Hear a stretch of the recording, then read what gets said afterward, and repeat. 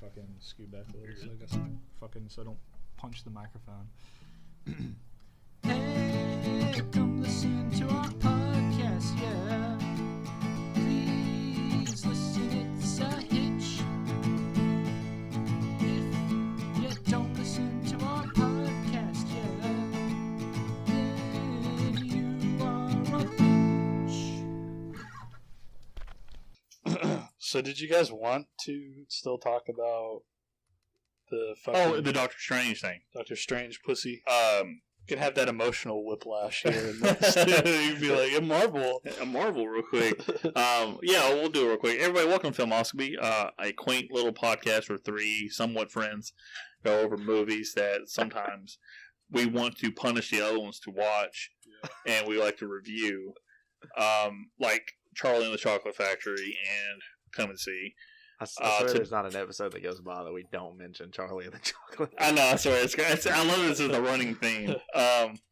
But today's episode will be Owen's. I'm just doing a quick intro because Owen's like, fuck all. He's been dieseling this last episode that we're getting to record in person. We're family.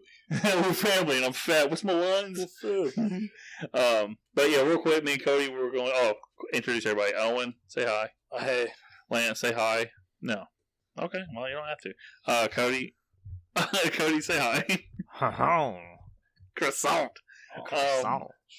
Well, me and Cody are going to do a quick review of Doctor Strange in the Multiverse of Madness. Owen hasn't seen Doctor Strange in the Multiverse of Sadness? No, he has not seen it. And we're not going to get into the whole details. We're just going to... Cody, you tell them why you like it, and I'm going to tell everybody why you're wrong. I like it because... He's not flinched. He's just not flinched by it. He's like, fuck it, whatever. I like it because it's basically a new Evil Dead movie by Sam Raimi in the Marvel disguise. Also, like, one element I really, really love about Doctor Strange is we get to see this progression of, like, Wanda's grief play out, where, you know, a lot of characters in these movies, they're like, oh, you know, Tony died, it's real sad, but all right, let's go fuck off and do something and, you know, forget all about it. And Wanda is a good representation of how, like, not everybody can just, like, move on as easily, and it's been building up, you know, from Infinity War when Vision dies to WandaVision to this, and it's just such a cool storyline or story arc to see play out. And also, like, I love her character in this movie. I mean, she's awesome, as well as, you know, Doctor Strange is pretty cool. And you know, we get the introduction of Miss America, which I'm not super familiar with, but you know, I don't want to go too much into story details since Owen hasn't seen it. Oh, and, he's got the headphone off right now, so he's not listening to anything. I do agree with you, though. It is a Sam Raimi Evil Dead movie in Marvel. Like, there's obviously allusions to Carrie when she's covered in the motor oil from the Ultron bots. Yeah. And that one scene where they're going through the water tunnel, and they keep shutting the doors, and they shut that last one. Like, where's she at? And then she comes out of the corner, and it has that kind of shrieking music. Yeah. Like, that got me. Like, I actually jumped in that scene. I thought that was really good. And yeah, you have the fucking point of view shot of Wanda's peering into that other universe, just like the Evil Dead spirits from the Force, which was awesome. And the shaky camera's still there. Yeah, so, and I mean, you even got like parallels, like there being like an evil Doctor Strange in one of the multiverses. Yeah, that was cool. Where like that was back, by the way, too. Okay, it's a lot like how there's like an evil Ash in one of the movies. So yeah, I mean, it is straight up. It's just straight up an Evil Dead movie, which is awesome. They have like a book of the evil or something. Yeah, she has a book of evil in it. It's hilarious. Yeah, I can't remember what it's called. I think it's Book of the Damned is what it's called. Yeah, there's an actual name for it. I can't remember what it is either. Everything I've heard about it, it just sounds like Sam Raimi was like making an Evil Dead movie in disguise. Basically. Yeah, I mean that is straight up what it is, and that's why I love it so much. And you know, I told Lance this a few days ago, but this is my favorite movie of 2022 so far. Which is like high praise because Cody loves the sparkling Batman. Yeah. No, I'm just kidding. I mean, that movie was okay too. He loves sparkling water. But the question I had, the question I do have for you, Cody. Did you pop really hard when Xavier shows up with the yellow chair and they have the instrumental from the animated series play? So yeah, you had mentioned that, and yeah, as soon as you do get that little like right as he's like shows up on screen, which I knew Xavier was going to be in the movie anyway because it's pretty clear in the trailer who's speaking at that moment. Yeah, but how great was that though? I popped hard when I heard that. I'm like, I looked at Anthony, the guy I was with, and I was like, oh my god, that's a thing for the animated series, dude. Oh man, it's awesome. Like it was awesome just seeing him in the film too, and like I love the whole Illuminati group, and I know like that shit was awesome. John Krasinski being there, I think that's been like a fan requested role for him for a few years now. So like him doing that is like a nod to the fans, and I think afterwards they confirmed that he's going to be Reed Richards in the new movie. I think he should be. One guy on that I was mentioning to you, the Screen Crush videos. That he was saying, he was talking about it, like doing a quick review of it, and that video channel is really good about like discussing plot holes or explaining things. But they said that it's like, what do you guys think about him coming back as Reed Richards? Like he goes, I'm kind of over it now. I got it in this one movie. I kind of want somebody else to play it, but I'm like, this universe is so close to the 616 universe, the main one. It's like he has to play it because that was the same chick who played Captain Marvel's best friend in our universe. That's the same Black Bolt from that Inhumans show. It's so that's the Inhumans connection. Then I've never seen Inhumans. I hadn't either. I read up on it, and it was the same actor too. So, and obviously it's Professor Xavier, and it's so close. I'm like, I don't care if it's too much close to the regular X-Men movies.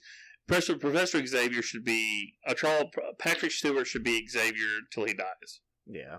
There shouldn't be anybody else that plays Professor Xavier. And of course, the other member of the Illuminati is Peggy Carter as which it's the same actress too, which was awesome. Yeah, same actress, and they set that up in What If. Yeah.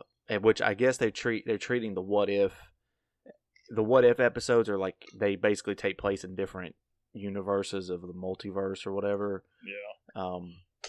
Yeah, I mean, and you should have heard the theater when Wanda like starts like wreaking havoc on all of them. Like when Black Bolt gets killed, like some guy in my row was like, "Holy shit!" Like, I guess people just could not believe that this was happening in a Marvel movie.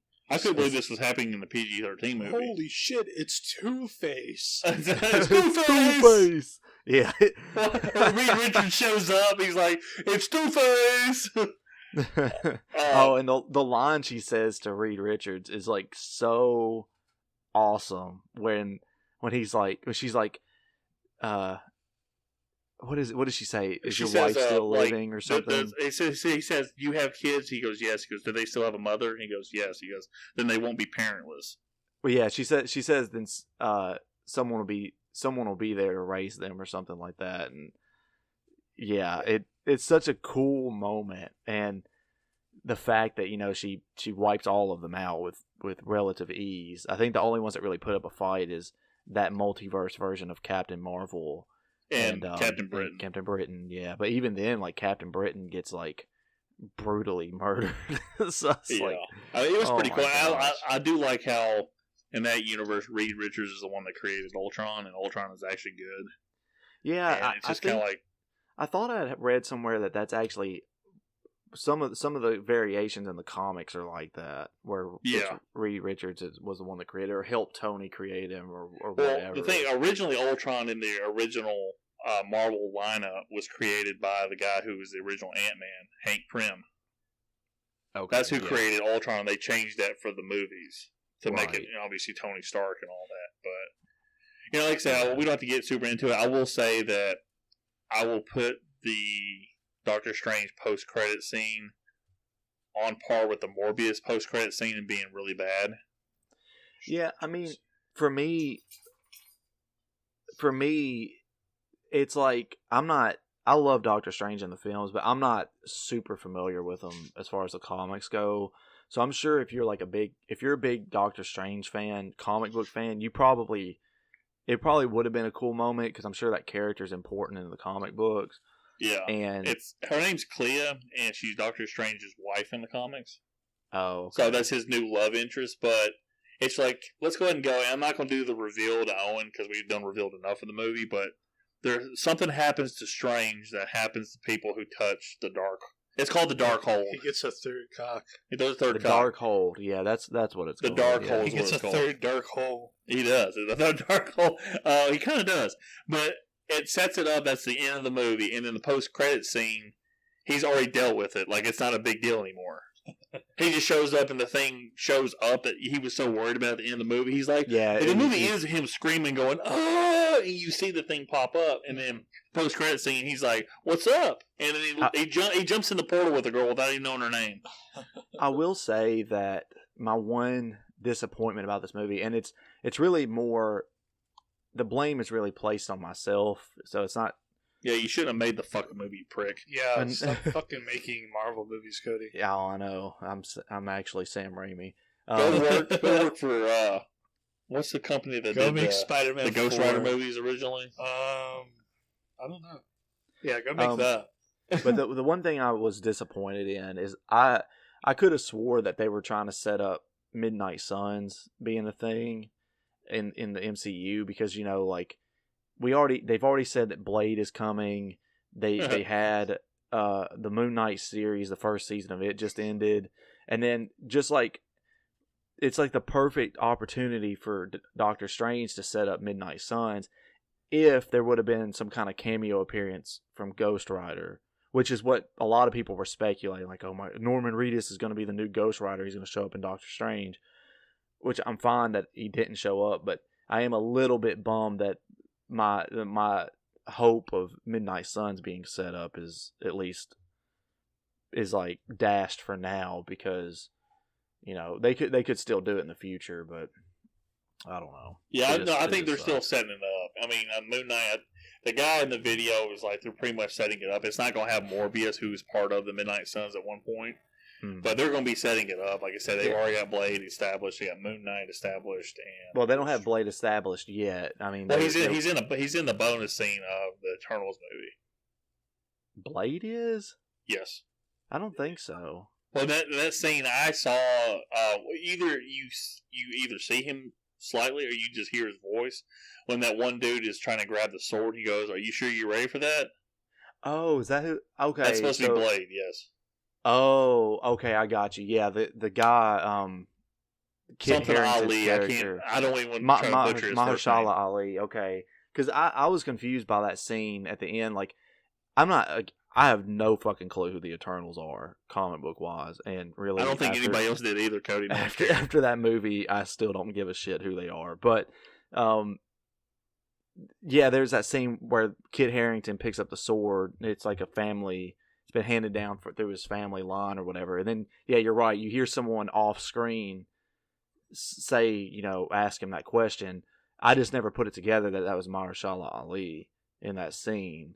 So, yeah, I guess they're teasing Blade then, but they still haven't really established him. His movie is coming, but it's probably going to be a year or two before we ever see it. Yeah. And the whole thing with Doctor Strange, they're setting up this big multiverse war. And then that's eventually going to cause the universe to collapse on itself, and then they're going to start from ground zero again. Yeah, I think we talked about this last week on the Willy Wonka episode when we talked about Marvel a little bit, but I think it's setting up Secret Wars, and that's when you're going to get all the kind of just like off the wall crazy cameo shit happening that people really wanted out of the Doctor Strange movie.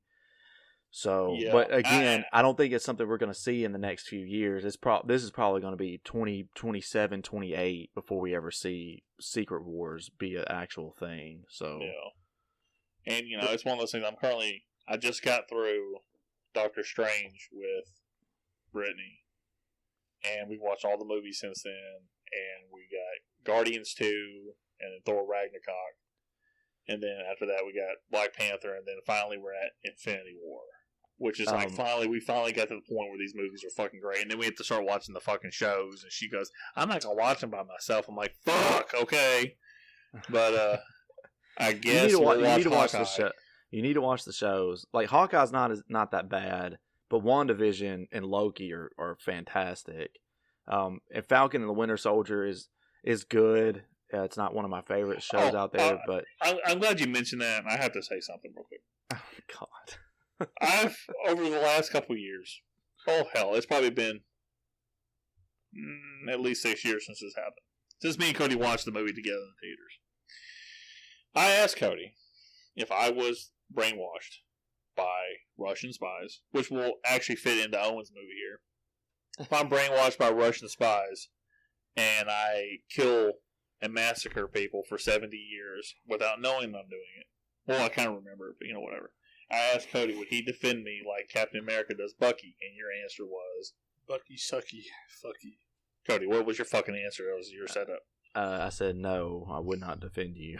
Okay. Wow. Now, I asked my girlfriend, Brittany, and first off, she goes, I don't know. Like, what do you mean you don't know? I don't know. And then she goes, Depends who you kill, I guess. and then later on she goes, no, I wouldn't. And then she tried to backtrack. She's like, I'm just kidding. I'm like, no bullshit. So I sent a text to Alex.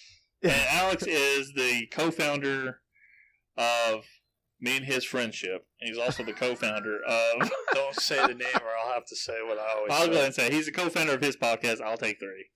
3 what?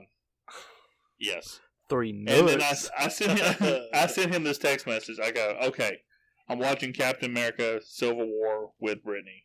I asked to see if she'd defend me if I was brainwashed by Russia and I killed people. She said no. I told him, you're the only one. And he sent me a gif of Captain America saluting Bucky from the first Avenger movie. The Captain America First Avenger movie. And he goes, you and me, man, will kick Iron Man's ass. Alex So- does come off like a Captain America type. Alex, I just want you to know I love you, and you're the only one that would defend me. I appreciate it. You have to understand in the context Cody, of Civil there's War. nothing to understand. You Okay? have to understand in the context of Civil War, Iron Man literally watches a surveillance video of Bucky brutally murdering his parents. Brainwashed or not, like, fuck that guy. Well, Captain America also knew that he did it and didn't tell him. Is that Exactly. Is that why they fight in the movie? Because Well, that's not Bucky's why they're sucking fighting. fucky? And that's not why they're fighting. That's initially, that's but- the reason for the final fight because they had kind of like reconciled right before then, He's and like, then "Oh, Bucky sucking fucky killed my and parents." let's not forget that the only way that Iron Man lost is because it was 2-on-1 between Captain America and Bucky teaming up. Two super soldiers teaming up against a guy in an armored suit. Iron Man. Okay, let's not act like you're like 2 super soldiers like they're cheating. Iron Man's a fucking human being in a suit. He's a human being. Okay, he uses more gadgets than fucking Batman. He fucking cheats. So let's not act like he's like by himself here. And let's first off, in that fight, they kind of dumbed down Bucky because I watched the Winter Soldier movie, and Cody hates Bucky for some reason. I guess he's like, no one rivals my hair. I liked him when And he was... I just think Bucky's a boring character, and I think Winter Soldier's a boring movie. But Oh go my ahead. god, it's a great movie. I mean, look, according to that one guy on Twitter, and Cody will remember what I'm talking about, the Captain America trilogy is better than the Dark Knight trilogy. Come on. Oh my god. You remember that, Cody? Yeah, I remember that. He's some fucking redheaded kid on Twitter. I won't be able to find this. This is like fucking 4 years ago.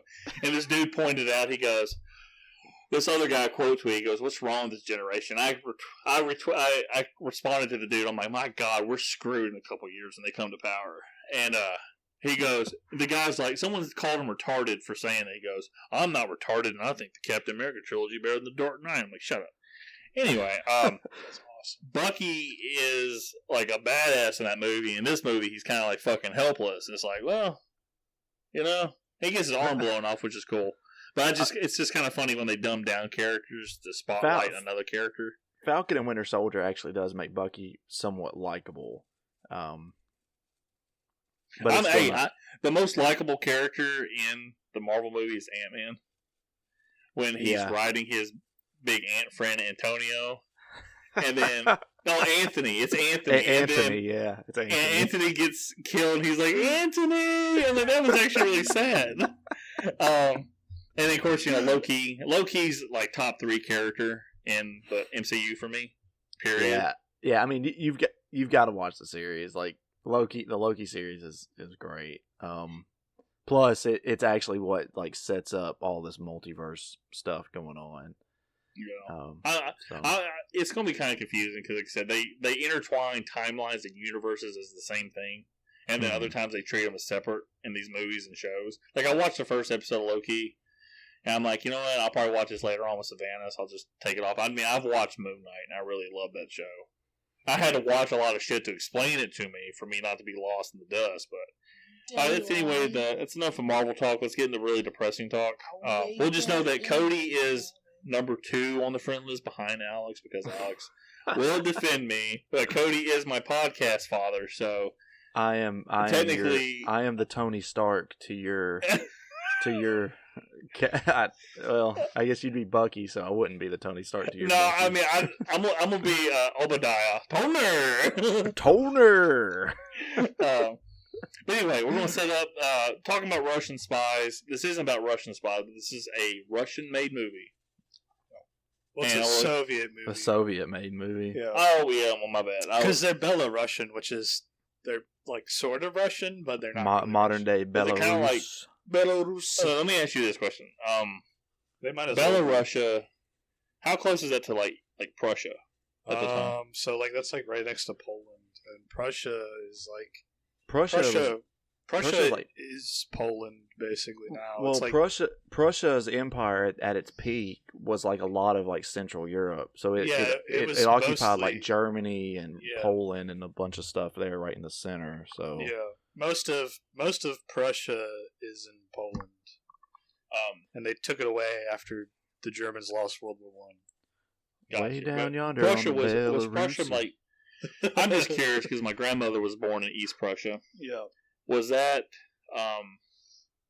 mainly German inhabitants in Prussia? Or was it like a mixture? I mean, it was a little bit mixed. It depends. I think it kind of just depends what social class you had, or like, I know they moved in a lot of Germans into Prussia. I mean, I'm no like, fucking European history like major here, but well, you're more than me and Cody put together, so I wouldn't say that, but.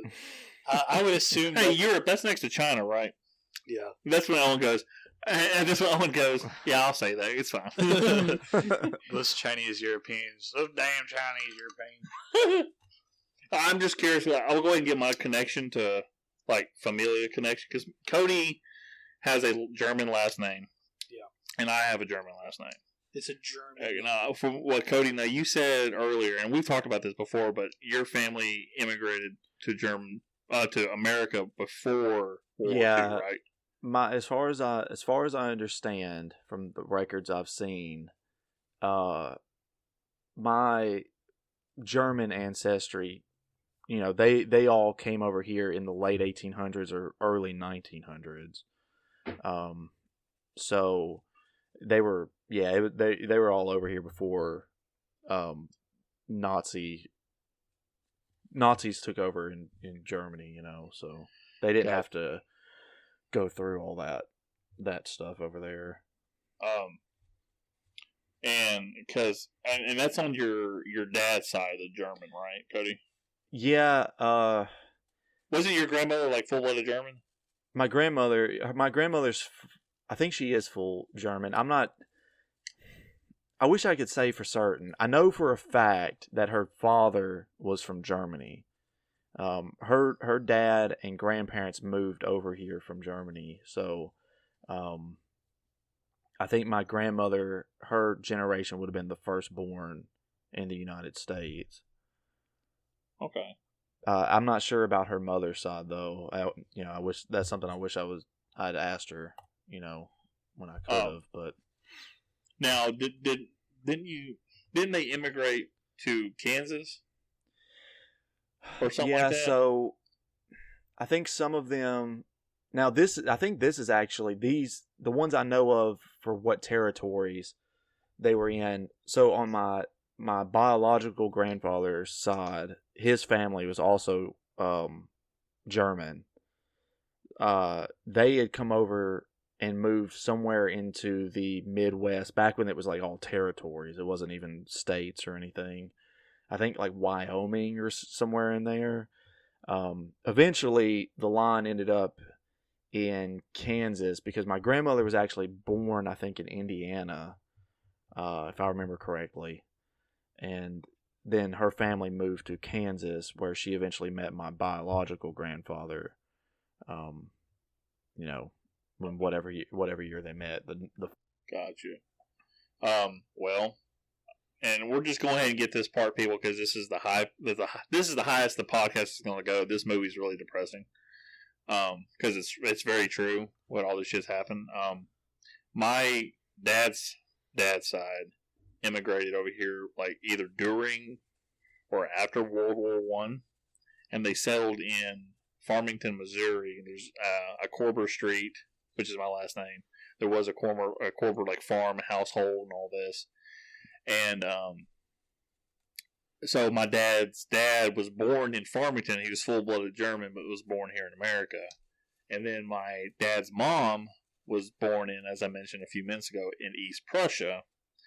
And she didn't leave Prussia or Germany, I guess, until, I want to say, the 60s. So she was born, I think, in 38, probably 39. And that's the start of World War II. And, you know, obviously World War II lasted to what, like 1945. 1945, I said 14, 15. It was 1939 to 1945. 1945. So she was 6 years old, and she had told me, I didn't ask a lot because I wasn't super close to my dad's mom as I was to my mom's mom, which, you know, would have been her birthday today. So happy birthday, Grandma. But my mama, the German lady, told me that, I mean, her dad went to war, and I'm assuming it was World War II because she was just a baby, and he was missing in action. He never came home. I think they finally had him legally declared dead, like, within the last 20 years. And she said, for at least once, it probably was multiple times, so I'm pretty sure every time he came to town, you had to go to his rally. But she remembers being, as a child, at a Hitler rally, because he was already running the country at the time.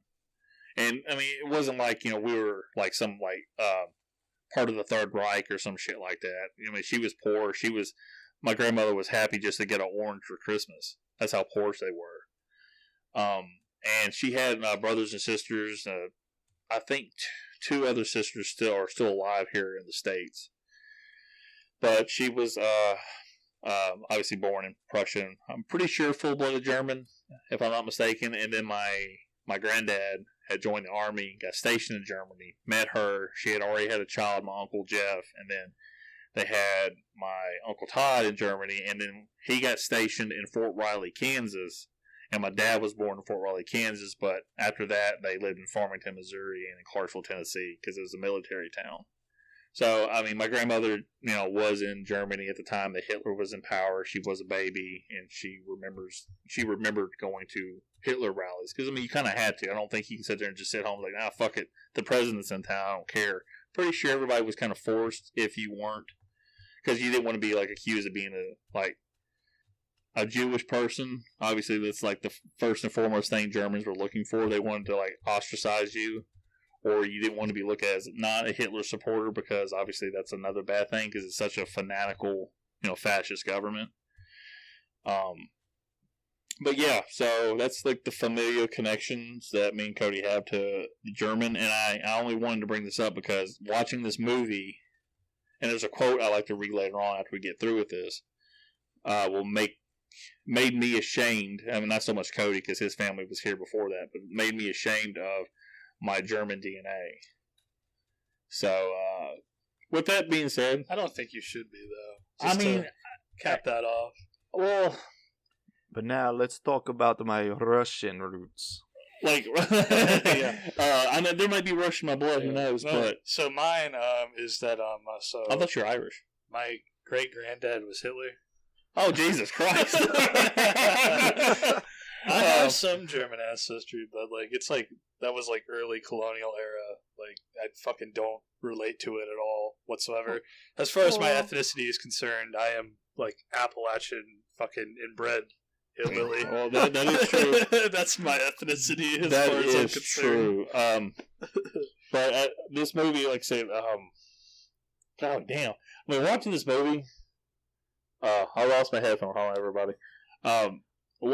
Watching this movie, I'm not gonna lie, like the first 25 minutes of it, I was bored as shit. And there's a lot of, I've talked about it in Apocalypse Now, with Martin Sheen's character always staring at the camera for these close-up shots. There's a lot of staring in this movie. But I think that it's uncomfortable. Yeah, let me go ahead and just say what the movie is. This is No, that's okay. 1985. It's Come and Go. Yeah, Come and Go. Come and Go. This is Come and See, the 1985 Soviet movie, directed by Elim Klimov. I can't say Russian names very well. Starring, I think his name is Alexander the Great Kravchenko. Alexei Kravchenko. So that is the movie. Now he fought, and I was reading up on this because obviously when I watch movies, Yeah, I was going between the movie because the movie would cut off when I'd leave the app or leave my website because I kept going to Wikipedia to look up more on this movie. Oh, really? It stops your playback? Yeah, because I didn't have an app. What the fuck? Mine was Criterion? I know. Well, but it depends because like on an iPhone I did that a couple times, but if you like swipe up or whatever on an iPhone, it just drops it down into like a smaller window. Yeah, I casted mine to my TV and I made the lights all dark and shit. like when you say casted, you mean like you broke your arm? Yeah, like I Like threw you, my like fucking you got up in front of it and forecasted the weather with it. I threw my fucking phone at the TV as hard as I could. There you In a go. rage. But this movie, oh, Jesus You said Christ. there's a lot of staring at the beginning. I mean, there's a lot of staring throughout the movie but the thing is, I understand he was. It's establishing, like, trying to make you feel personal with these characters. Yeah. And just like this fucking kid, I swear to God, the kid in the movie looks like a kid at the beginning of it, and it looks like a fucking 80-year-old The woman. makeup, and some of it might even be like actual, like, Yeah, they injuries or made some kind of something. concoction to make his hair look gray, yeah, they like dyed his hair and shit. And and golly damn, this fucking movie. yeah, the main character, despite apparently being a very amateur actor, he was 14 at the time. yeah, he's like really good, especially for like a 14-year-old. He didn't do anything for a while, and then eventually became an actor again in Russia. Yeah, But And he reading up played on in- it, he like they played didn't in want. Russian bootleg movies. 009. James Bond. But yeah, this movie, man, I swear, it's about a summary almost, I guess, of the Nazi army attacking 628 Belarusian villages and burning them down. yeah, it's like a composite story based on. Jesus Christ, everything happened in this movie. To me, now I didn't look up any kind of backstory as to what the intent of the movie was, but the way I interpreted what was going on is that yes, that is a background for what's happening to the main character, but I think it's more of like an examination of the psychological trauma that war does to people. In a way, I could see that. Yeah, they were showing that through that character, but everything they showed in this movie was like accurate to the reports. Right. Like Well, the producer and the this- director, they fought for like 5 years trying to get this movie released in Russia, and or the Soviet Union because it was 85.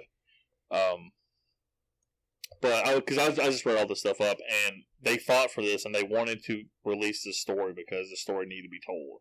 Yeah. Because it's not something that's highly reported on. I don't remember hearing about Belarusia. Sorry, do I need to shut up? I mean, because by the end of the film, he seems to just be like straight up hallucinating shit. Yeah, it's completely fucked up like Rambo. Yeah, it does use like unless you just mean like how he's like crazy as soon as the first shell drops. But what I wanted to say was just some. I still want to talk about like the backstory of. Yeah, go ahead. I'm sorry, I wasn't. No, you guys are good. So this movie is a composite of events that happened around the era of Belarus. So one of the screenwriters of the movie wrote a book. I forget what it's called. It's like I'm from the Burning Village is the title of the book, something like that. But basically, the screenwriter himself was a Soviet partisan in World War II and occupied Belarus. And the movie was mostly, or the story was mostly autobiographical. And they adapted it for the screenplay. So while they were making this movie, they spent a lot of time going around these villages. This was 1985 or even before, so a lot of these World War II vets were still alive, or people who had experienced the war. And they interviewed, a lot of the people in these villages in Belarus, and you have people telling stories about the atrocities that the Nazis or that the German army and the SS did in in Belarus. The director just wanted to show, because to most audiences, what the Germans did in Eastern Europe isn't really. We know about Schindler's List. We know about how they systematically and cold-bloodedly murdered people. They made an industry out of murdering people. In Central Europe, but we don't know about how the Einsatzkommando and how the SS, went around just in Eastern Europe and just started, gunning people down for whatever small reason. That's not something that's really talked about or shown in the West. For layman's terms, it's kind of like if World War II was a game, this movie was a huge side quest. This shit was happening. World War II was a game. I was going to say, multiple games. I think the West was probably the first, and it sounds silly, but I think my first time being exposed to the actual Soviet side of World War II was Call of Duty World at War. Yeah, I think mine too. Either that or Call of Duty 3 or something. I don't think Call of Duty 3 has Soviets. Maybe Call of Duty 2, but yeah. Yeah, but I think Call of Duty 2 is a little more simplistic. It's just kind of yeah, you're just running around. There's no but World at War definitely has a lot more of a punch to it in a way. Yeah.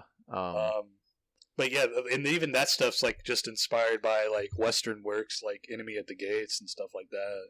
Mm-hmm. Okay, this is real quick because obviously Owen is the most well versed in history. Period.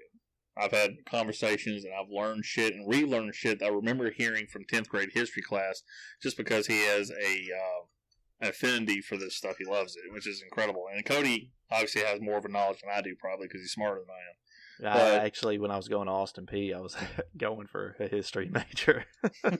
Well, see, there you go. Cody knows a little bit. I wanted to get one too, but then I decided to do computers. But then I decided to drop the fuck out like a loser. I dropped out too, so it's fine. Okay, is this when Nazi Germany is trying to attack Russia? Is this the end of World War II for them, pretty much? This is occupied Belarus. The Germans are in control of Belarus. That's why there's collaborators and shit in it, and they have to run around and be underground. Germany is winning at this point in the war. They're still so at this point they're still making their way to Moscow. Then, well, yeah, they're basically at a standstill around Moscow and Stalingrad at this point, and they had been for I think about a year since 42. Okay, so I know once they get to Moscow, that's kind of when the tide starts turning and they start getting pushed back. But isn't that because? Oh, sorry, I'm not trying to hold Owen's hand here, but we can go ahead. It's okay. Isn't that Germany lost? I would say because they started attacking dead of winter, right? Actually, they attacked in because I noticed at the end of this movie it starts snowing. It does. Oh yeah, it does start snowing. So I don't know if that's the tide of, because I say, because Russia is pretty much on a mountain. No, Russia's in a flat plains. So the thing that happens is that in the spring, I guess I'm a moron. Everybody just ignore. No, you're fine. Not a lot. Like I said, not a lot of our education system does not focus on the Eastern Front or Russia in any way. The average American probably really doesn't know. And in the springtime in Eastern Europe, the ground starts to thaw, and that's why you see all those bogs and shit that they run around in here. Okay. The ground gets wet and fucking muddy. That was disgusting. Yeah, it gets you can't drive through that shit. And that was a big problem that the Germans had. They never attacked during winter. They attacked during spring. And that was the issue they ran into, was that their supply lines would get bogged down in the shitty-ass mud. Which that's not why they lost, anyway. It's funny because the same shit happened to Russia as they were moving in on Ukraine during the war that's going on right now. Yeah, Russia attacked their convoys Ukraine. Got stuck because the ground started thawing out. You know, it's so the Russians couldn't even learn from their past, I guess. I think a big part of it too is that Germany spread their forces way too thin by this point. And they Didn't they run out of gas too? That was they run out of gas a lot. Like during Stalingrad and shit, they ran out of gas. Now this movie's probably not super historically accurate, but the Battle of the Bulge, that was the biggest thing where Germans were trying to get more fuel because they were running out. Yeah, and well, that's by 45, but even even by 42, they were running out of gas. Like during the reason they attacked Russia, a big reason why they attacked Russia when they did. For the gas? Yeah, they needed those oil fields. Crude oil. Yeah, from black gold. That is black gold. Beverly Hillbillies. Yeah, that's like the fucking Beverly Russia Billies. Oh yeah, I found the oil. The Belarus the Belarus Billies. Yeah, there you go. They play their fucking balalaikas instead of banjos. But tales about the bells are ringing. Anyway, sorry, Owen. Sorry. No, you're good. So yeah, this movie's a downer. People we're just trying to lighten it up. We're just trying to. I guess this is the historical context pill. So yeah, the reason why Germany attacked Russia when they did was because they needed those oil fields because Germany, didn't really have a lot of gas. Which is funny because they didn't eat a lot of Mexican food, I guess. Yeah, they didn't fart a lot. The whole thing about I guess if you eat like wiener, like fucking bratwurst, they needed to eat more sausage and sauerkraut. Yeah, I guess. Sauerkraut. Yeah, that shit makes me. But it's funny because we've not talked about, but Hitler, to the public of Germany, for the layman's, obviously they knew a lot of things that were going on, but Hitler created the Autobahn and he created Volkswagen practically to make a cheaper car for everybody to afford. Obviously, it didn't use a lot of gas, and obviously that was used off Jewish slave labor. Yeah, so that's what parts of it were. Yeah, well, not nowadays. Let's hopefully not Volkswagen doing that. Yeah, that's funny that you mentioned that nowadays thing. There's like a lot of companies that are like multi-million-dollar companies that have profited off the Holocaust. Yeah, it's and this movie, when we get into it, it's just when he goes back home, and the flies are everywhere, and to think that's when the movie like punches you in the fucking head. And you see, like, literally, he doesn't see his mom's body. Yeah. But it's literally his mom and his sister's bodies are literally right behind that wall. He's sitting there trying to eat. Mm-hmm. And the pot was still warm, so it literally had just happened like within a day or two. Probably a day in that scene is the way I took it. Because he's like, oh, it's still warm. And he pulls out the pot and she's eating and she pukes it up. And I guess she's getting the aroma of. Well, there's the dolls in a line and they're all stacked up against each other. Like the dolls looked like they had gotten shot. Like executed in a line. Yeah, I saw. I didn't put that together. I guess that's why she spits it out or whatever the fuck is when she sees that. She's like, oh. But Jesus Christ. Plus, there's like flies everywhere. Yeah, and the flies are from the dead bodies. Right, but the flies. I guess I don't know. It's hard to say because there's not really any dialogue that happens in that moment until they're running away and see all the bodies, and she's like, they're all dead or whatever. Yeah, and he's in like denial. Yeah. Like, no. But actually, I don't think the Nile runs up that far. Well,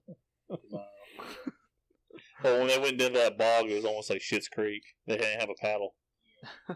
And he gunks up his gun, so it'd been kind of fucking useless if somebody showed up to try to kill him anyway. Oh, that bog was disgusting looking too. It's like, oh man, I was confused of what that was because every time she'd come up from it, she was covered in just like this brown liquid. I'm like, is that fucking some kind of sewage? I was confused at the time. I didn't know what a bog was, but it's just literally just mud and water. Yeah, it's just mud and water mixed together, basically. We'll go ahead and take over. I'm sorry. All the fields in Eastern Europe are like that. They're all shitty, full of bogs. You start with the movie. Yeah, I guess I can just start.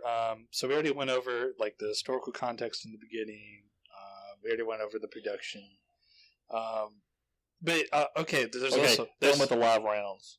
Okay, yeah, that's also important. So this movie was shot.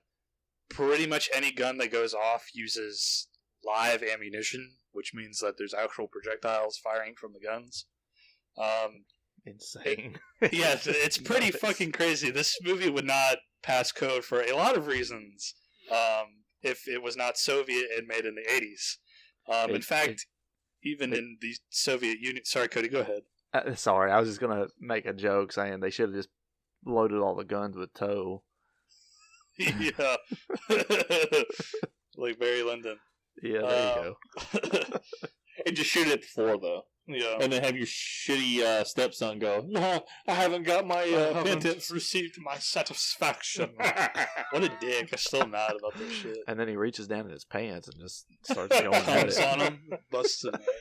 It's like that scene in it was a Robot Chicken episode where they make fun of Harry and the Hendersons. Yeah. This is the Bigfoot movie, and he's saying goodbye to everybody. Walks off, and comes back on screen and just starts whacking it. They're all like, That's okay. from Robot Chicken, right? Yeah, and he's like, they're all like, okay, just look away. And Harry goes, okay, let's watch him. And he's like, and he jumps up, and he wipes off his forehead and waves and walks off. So that's his satisfaction right there. Let's go back to the second serious fucking movie, man. I was worried that we would be too somber, but I'm glad we've... It's gonna get somber, man. Because I'm over here just thinking about this shit. Like, God, this is just... So even with the code problems that I would face today, this movie had trouble getting off the ground, even in the Soviet Union. Because it was too realistic. Yeah, pretty much. I think the Soviets had definitely an issue with the, like, tone of it and what was shown. And also, I think there was, like, an element of, like, you know, these Soviet soldiers, they're not portrayed in a bad light, but, you know, they're portrayed like, you know, this partisan kid is, like, you know, he's not heroic at all, really, in this movie, you know. But And he's just a kid, too. yeah, he's just like a dumb kid. So Yeah, and that's the thing about this movie, but the realistic part of this movie, it's not like, there's not some arc to the story, like, oh man, he comes out on top. yeah, he doesn't He's win. scarred as fuck. Yeah. As, you know, as the character is scarred as fuck. This actor's probably, they hired and brought him on set, a hypnotist, to hypnotize the kid so he wouldn't have the effects of this movie. Because they're shooting live rounds 10 centimeters above his fucking head. They kill a cow for real in this movie, people. Yeah. So if you decide to watch this movie, that cow that's white and black, because there's a black cow at the beginning of it that has "Kill me before the Germans get it," or something like that. It says "Eat me before the Germans eat me." Yeah. But the white and black cow, you see, this looks like firecrackers. If it goes straight through the cow, you don't see blood. The cow goes to the ground, and its eyeball keeps moving back and forth, and that's the cow actually dying on screen, like, for real. There's a lot of stuff, and yeah, if you... I don't like animals getting killed, so I'm really... Yeah, definitely. If you take issue to that, that might be something you might want to steer clear of this movie for that. But if you want to, like, a historical... When I recommended it to these guys, I forgot about it. I've watched it. I'm not, like, attacking you with it. I don't want to sound like fuck Owen, like, fuck all, but... I'll be honest, it doesn't bother me that much. I mean, I don't know. I mean, I know it's wrong. I don't know. There's no way I can defend my position. It just doesn't bother me that much. I got you. And, you know, I'm very squeamish when it comes to, like... I mean, look, I don't really care when I watch a movie and a human gets killed. Yeah. But if an animal gets killed, even though it's a fictional animal, I know it didn't get killed. Helpless, yeah. Yeah, the animals don't have thumbs; they can't fight back. I think that's a good point for what the movie was trying to do. I guess is that because there is an element to this movie where they have like an animal cruelty kind of thing with like. Yeah, they kill the cow. So yeah, they kill the cow. At the beginning of the movie, the main character steps on a nest. Bunch of eggs, yeah. Yeah. I was gonna say that looked realistic as hell too. Yeah, and he starts crying. And the thing is, like, when a movie's this realistic, you didn't need the cow. Yeah, getting killed. It's all my opinion. I'm just saying, like, this is a movie we are trying to document.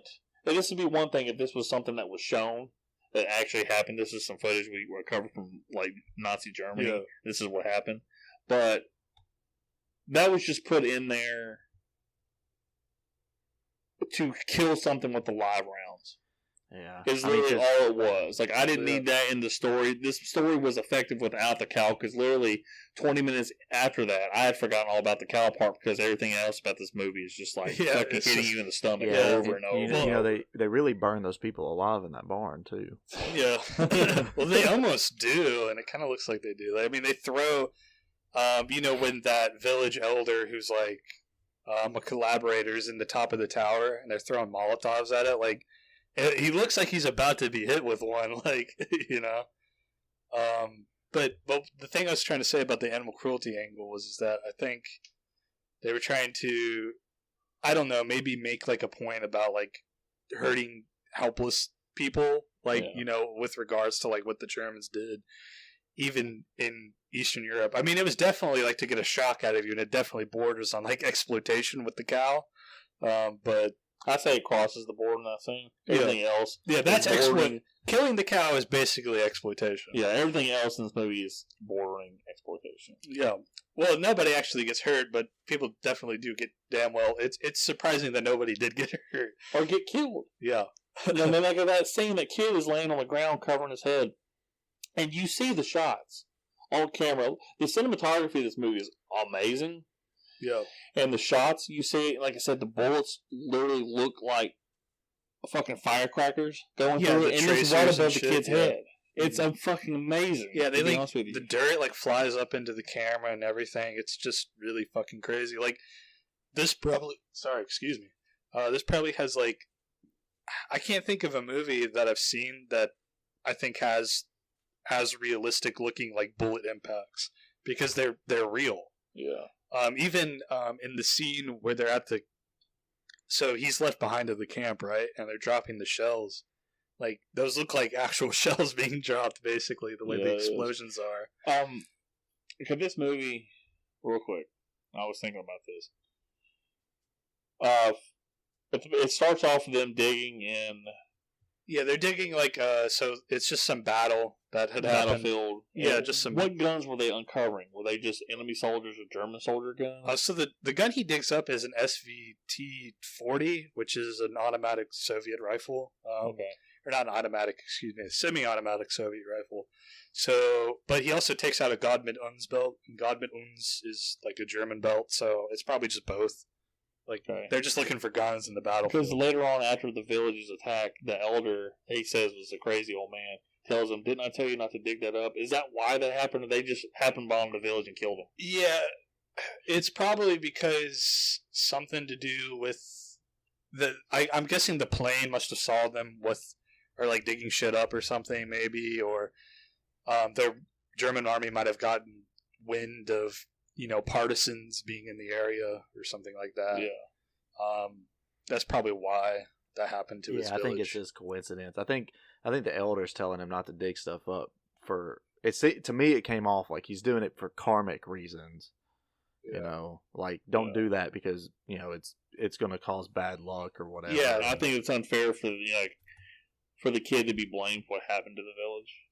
Well, because it seems like the German people were just going through all the villages and doing this. Yeah, it wasn't because they saw these two kids dug up the guns. The elder is obviously like, if it is him telling him not to dig stuff up because he's afraid of the bad luck it'll bring, and him being burned alive, in his mind he's going to connect the two because he's fucking crazy. But realistically, yes, the Germans were probably just going through the villages anyway. And it just so happened that shortly after that occurred, they showed up there. Yeah, maybe. It does seem a little bit targeted. I'm not sure, really. What do you think? I know you're not sure. See, when you say you're not sure, you're politely disagreeing with us. You don't know how to disagree. What do you think? I'm just curious. I could see it really anyway. I don't think it's really... I don't know. It doesn't really matter either way it goes. When they're dead, So. Yeah, I could just guess that it was probably just like them, like, oh, where'd your son go, or some shit like that. I don't know, or them getting like I said, reports that they were like a partisan, a couple them partisans thinking it's some in the kind area. of soldier, digging up, not kids, because from that high up, you're not gonna tell that's a kid or not. Yeah, or something like that. Maybe the airplane saw them. Like I said, is what I kind of thought. Maybe. Yeah. Just curious about it because later on, like I said, that dude's all fuck all. Yeah, they burned. And he's like, "I did not tell you what to do. I told you not to do it." Sorry, I'm not trying to make this like not serious, but shut the volume. It starts off like two kids dicking around. One kid just like I am assuming that's a human bone he had in his mouth. He's acting like a fucking dog. Yeah. And then he has a gun. And they're like, "I'm trying to help you find a gun." And all this is in Belarusian dialect. Yeah, they're all speaking Belarusian. And then the Germans speaking German Yeah, dialect. some of the German soldiers, most of the German soldiers are German and speak German, and some of the German soldiers are like, excuse me, are either like, hold on, let me give me a sec. They're translators is the word you're thinking of. Yeah, they're like collaborators or like You said Shrek? they're usually volunteers. Like they're like foreign volunteers. Like in that scene at the end, like those guys that are like, "We're not Germans," are they're either like they're the translators.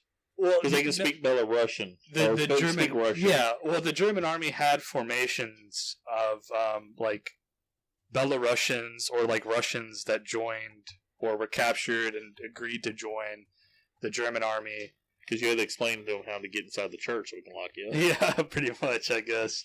But anyways, that doesn't matter. We were just talking about the languages used in the film. Yeah, it's all in Belarusian. So. Yeah, this movie it has English subtitles, but like the Russian and Belarusian people speak Russian. Yeah, and that's a big thing for why this movie was obscure for really a long time. It's only really recently gotten any kind of real recognition. Because the Criterion Collection made a remaster, and they very beautifully done, by the way. Yeah, I've seen the non-restored version on YouTube, and it looks like dog shit. Like you literally can't make out anything. But the Criterion Collection really did a pretty good job restoring this movie.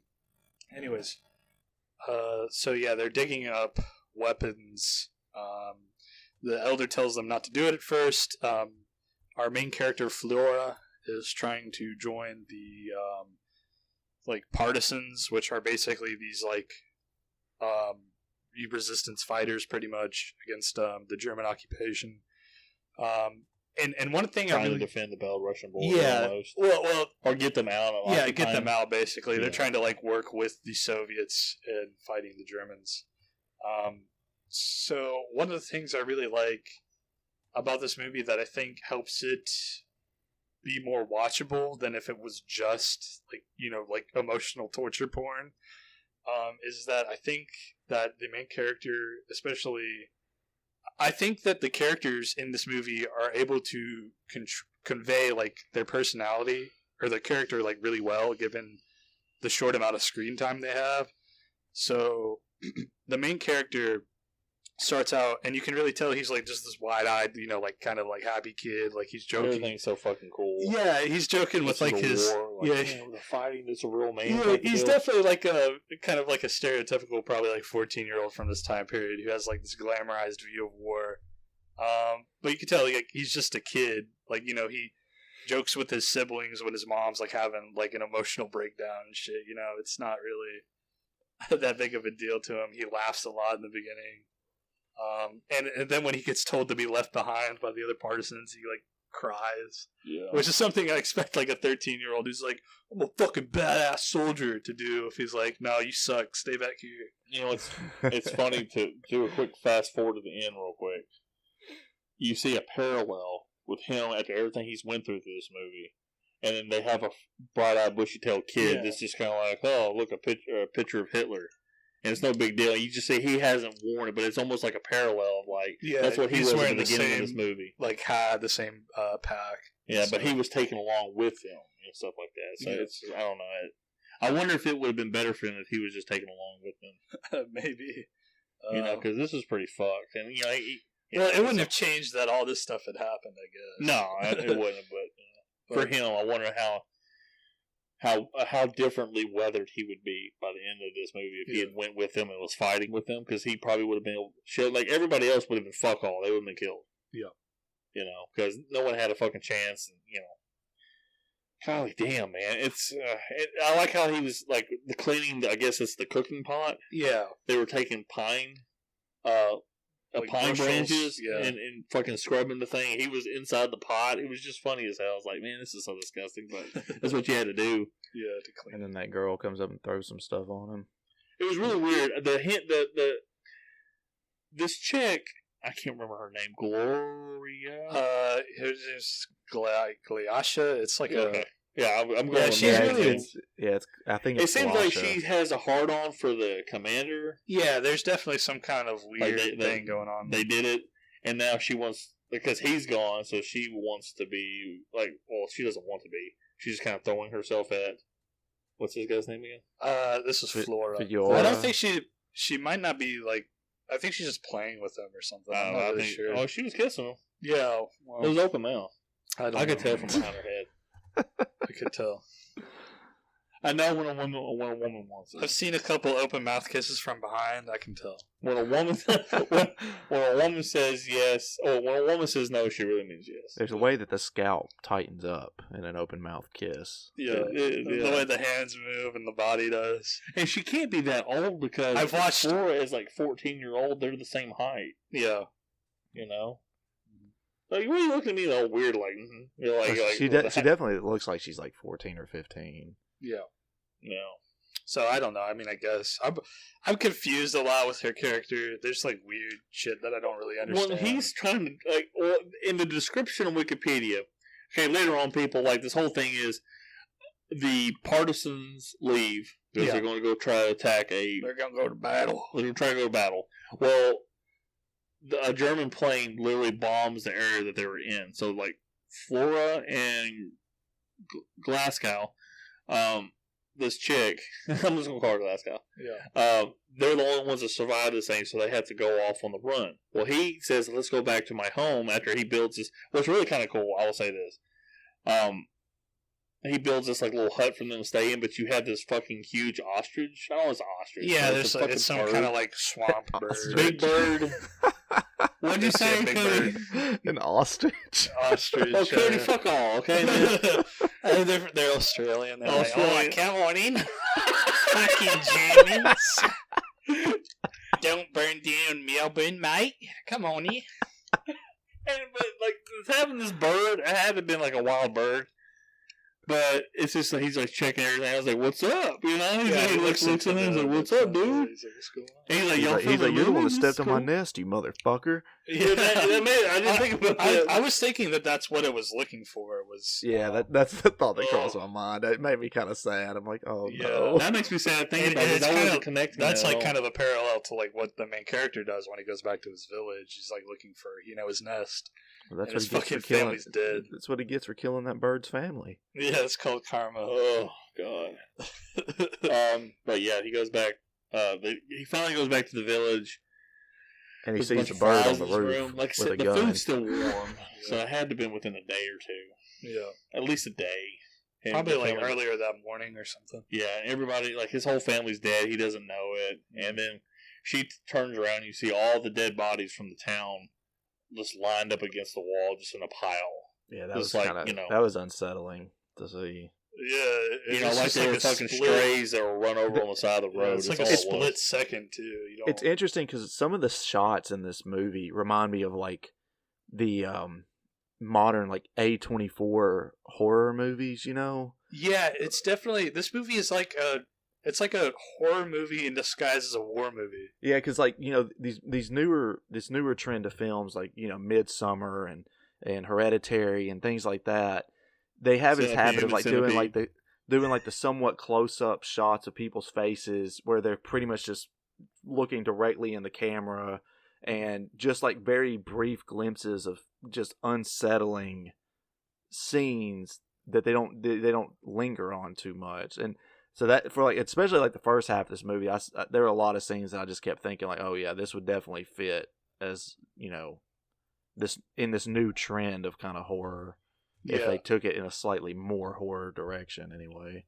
There's definitely like, and I wouldn't say enjoyed, but I guess I can say enjoyed.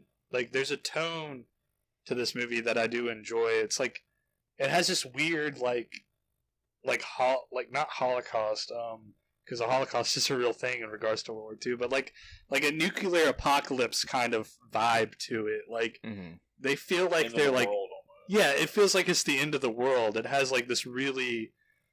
This is right before Mad Max. Yeah. Yeah. Actually, I think Mad Max came out before this in the 70s.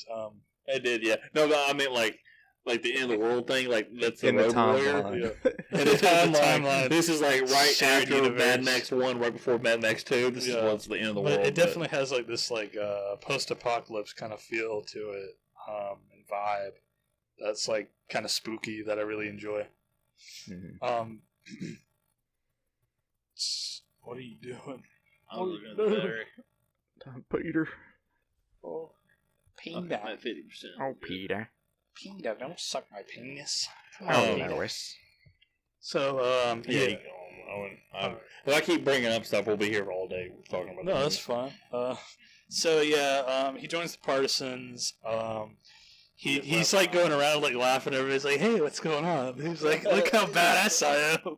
I'm a fucking soldier, dude." I love the face he makes when he smiles. He looks just like such like a dumb kid, like a dumb 14-year-old. Again, I can't stress enough how like great I think this actor did. But yeah, he joins the Partisans, and they're getting ready to do like some kind of offensive. But the commander tells him, Gesture. He said offensive. I was like, offensive gesture. I'm like, yeah, offensive fuck you, gesture. man. Yeah, they all The middle finger's up. they all flip the middle finger. But yeah, the commander is like, no, you need to stay behind. Switch your boots with this old fucker. And so he gets old boots. He gets the old dudes. Oh, this happened earlier when they were in the forest with the pig. yeah. Okay, I could photograph skip and all that. ahead if you think that we've covered Yeah, it. I was under the impression that we were already like to the point where they I were kind of going through skipped the around bog because and all that. there was pressing things in my mind. I'm like, Right. I'm gonna forget this if I don't bring this up. That's But- fine. Yeah, we can skip ahead. So, Yeah, I just figured that they had gone to that little island in the bog or whatever, Yeah, and okay. met up with the town people that survived. So yeah, they meet up with. How big was this town though? Because there was a lot of people. I don't there. think that must have been like some kind of neighboring village or something. Because I think like a lot of his village or something got like gunned down. They got. Yeah, because there's a lot more people in that pile than like just looked like his family, and they also took care of the elder. So, but yeah. So he meets some local villagers. that and little stuff. kid he was with at the beginning of the movie obviously got shot too. Probably. Probably. Probably. So yeah, he meets the rest of his village, and there's this really great like emotional scene where he like everybody's crying around him, and they're kind of trying to like console him, but like he's having like like an auditory like overload and like an emotional overload. So he like buries his head in the ground. He's Literally. trying to commit He's suicide. he's trying to like shut out all the noise. And you know what, Cody? He sticks his head in the ground like a fucking ostrich. So fuck you. So there It's accurate. there are ostriches in Belarus. And it's called this 14-year-old pussy boy, Flora. That Belarusi pussy boy. But yeah, he tries to do that, which was, I mean, it was, oh man.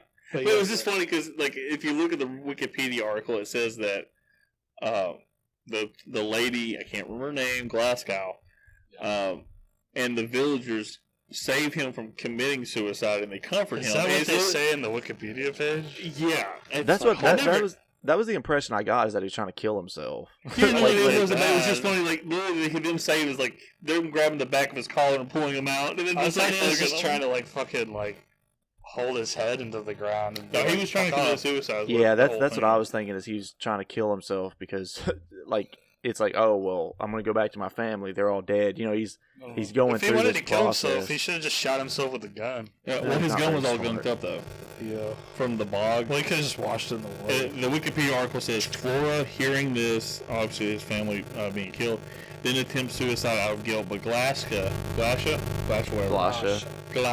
and the villagers save and comfort him. It's literally just like plop, pull his head out of the Pulls ground it like out, he's a covers fucking his head with green grass. onion or something like that. And he starts crying. He's a pretty good crier. There's a lot of good criers in this movie. Well, I'm town pretty sure that's criers, what the though. Nazi army said while they were doing this. There's a lot of good criers, you know. They're like, come on, dude, it's not that bad. We're just like fucking, rounding you up and shooting you. Jesus Christ. Come on, it's nothing to cry about. Don't go cry and ever spill milk, alright? There's I'm having to nothing- joke because this movie's hard to talk about. There's nothing that'll stop me. Okay, But nobody. no, like this movie's difficult to talk about because It's definitely like this is one of those movies that got the reputation of like this is a day ruiner, I guess. well, I mean, it's like we talked about when we started talking about it, like 20 minutes or 25 minutes into the podcast. It's realistic. This isn't a U.S. twist. Like U.S. comes in and saves the day, like in Pearl Harbor or Midway or Tora. This isn't like an escapism movie. This is like a. No, this is like. And that's going to be something that's going to be weird. Like if we do recommendations at the end of this, because it's like, how do you recommend something like Anne Frank's Diary or something like that? You know, Yeah, that's what this movie is like. Yeah, it's like if you. It's a live-action version of her diary. Yeah, I think everybody who like glorifies the German army in World War II needs to watch this movie.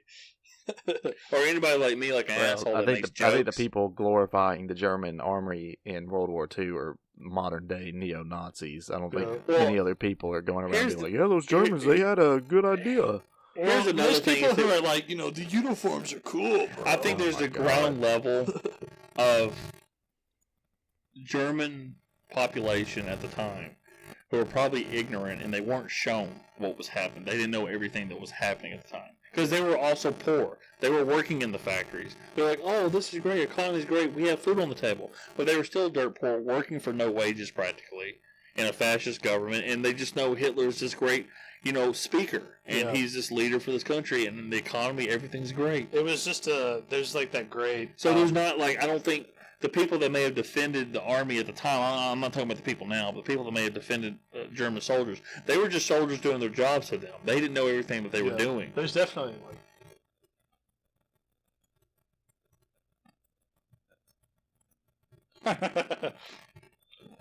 There's a quote. Let me go ahead and read this quote real quick. It summarizes this movie from a perspective. Hold on, let's see here. Dear diary, I shat hot water today. Okay, real quick. I'm gonna read this real quick. That's straight from from this thing on Wiki, from the production. According to the director's recollections, work on the film began in '77. 40th anniversary of the Great Victory was approaching. The management had to be given something topical. I had been reading and rereading the book I Am from the Fiery Village, which consisted of the first-hand accounts of people who miraculously survived the horrors of the fascist genocide in Belarusia. Many of them were still alive, and Belarusians managed to record some of their memories onto film. I will never forget the face and eyes of one peasant and his quiet recollection about how his whole village had been herded into the church, and had just before they were about to be burned, an officer gave them the offer, whoever has no children can leave. And he couldn't take it. He left and left his wife and little kids. Or about how another village was burned and the adults were all herded into a barn, but the children were left behind. And then, of course, later the drunk men surrounded them with sheepdogs and let the dogs tear the children to pieces. So the guy's like, I decided to make the film about this tragedy. I perfectly understood that this film would end up a harsh one. I decided that the central role of the village lad, Flora, would not be played by a professional actor. Going on to that. But there was a quote. Let me try to find this quote real quick. That fucking is just, holy shit. Meaning of the title, reception, legacy. Hold on. Contemporary reviews. Sorry, hold on. There's something that this dude said. Something. You keep on going. I'll find the quote. I'm sorry. Go ahead. I don't remember where I was. Let me take another swig of liquor. Okay, here's the quote. During one of the after the film discussions, an elderly German man stood up and said, I was a soldier of the... Try to say that word for me. The Wehrmacht. Wehrmacht. Moreover, an officer of the Wehrmacht. I traveled through all Poland and Belarus, finally reaching Ukraine. I will testify, everything that is told in this film is the truth. And the most frightening and shameful thing for me is that this film will be seen by my children and grandchildren. Yep. And it... Oh, Jesus Christ. Yep. What the Germans did in Eastern Europe, or actually what the Nazis did all around Europe was actually pretty shitty. And like I said, this is the side quest almost. This is like when you're playing a video game, you have a main mission. Part of their this isn't something that's talked about like in history books, like we talked about it. Well, we have a very Western centric view. The only thing that affected us really was them, and didn't even really affect us so much, but like most of the Jewish diaspora is over here, so that's why there's so much about it, because it has affected us in that way, and that's why we hear stuff about like their Holocaust and stuff that they executed in their own borders. Well, that and like nothing has ever happened to that extent. Like there has never been in history or since such a brutal and cold-blooded. Excuse me. There's never been in history before or since such a cold-blooded and brutal mass industrialization of killing of minorities or just any group that any minority group. But even this, the invasion of Eastern Europe, this was part of the Nazis' like main ideology in a way. Like a big thing they were pushing was invading Russia for living space, Eastern Europe and Russia for living space, and making the Slavs basically like human labor slaves. Like that was a big thing in their ideology. But where was I going with that? About the side quest thing. Yeah, so like this was a big thing that the top dudes. The Western theater was honestly more of like the side thing, honestly, in terms of World War II. The Western theater. Like from our perspective, when we watched growing up movies and the glorified part of for our the Americans perspective coming in and saving everything, and Germans running out of gas. That to us was the main quest. Like this is what we saw, but this right here is that's like World the War true II. horrors. World War II to us is like Hogan's Heroes and shit. Like, which is a great show. I'm not. I love Hogan's Heroes. I love Hogan's Heroes. I love the Western theater. Like, I love all that World War II like Western shit. But I think it's important that we have movies like this that show us, and I think the truth.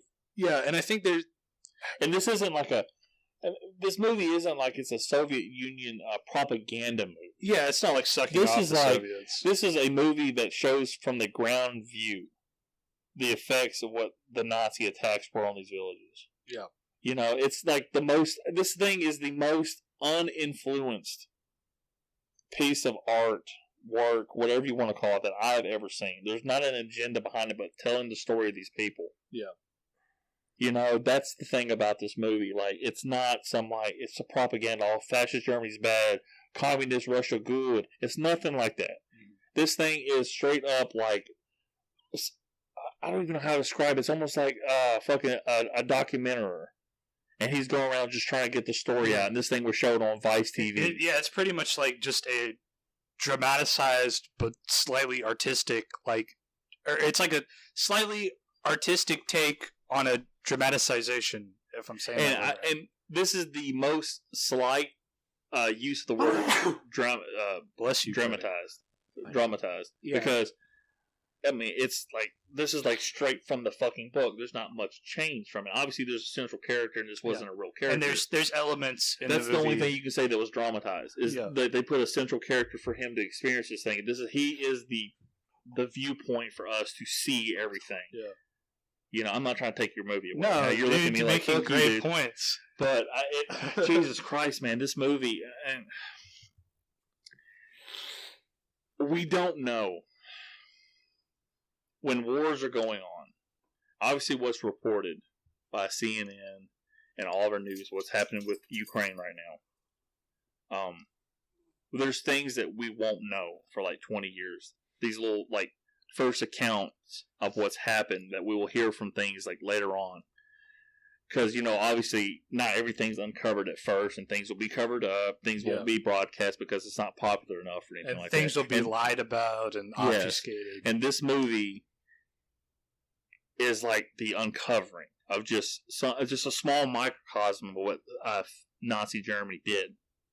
And it's so, I think it's a really good point to showing how powerful movies can be about showcasing like historical events. Because if you read about this in a book, it wouldn't have the same impact.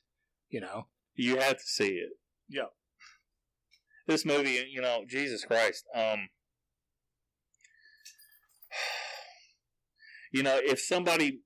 If Francis Ford Coppola made a movie like this, or Ryan Johnson, or some shit like this, some director I've talked shit about, this movie would be gratuitous. Like, oh, he's just trying to paint a picture. This dude wanted to tell the story of Belarus. I'm sorry, I keep saying Belarusia. no, Belarusians. yeah, I think they used to use Belarusian. I don't know. No, I think that's just the name that they call themselves. Like, they're Belarusian, but they live in Belarus. Okay, so I keep fucking up. I apologize for being ignorant. Way down yonder on the Belarusi. Way down yonder on the Belarusi. It gets hot in a huge. But this movie, like, it's the most unapologetic, and it doesn't have to be because it's telling a story.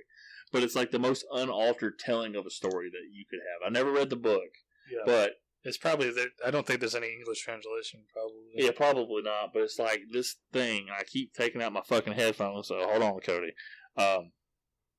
But this movie is like it's the most unaltered telling of something. It's a first-hand account of like these events, and this kid is the quote-unquote made-up character that you see these events through his eyes, that you get to experience it. Yeah, and you have to think.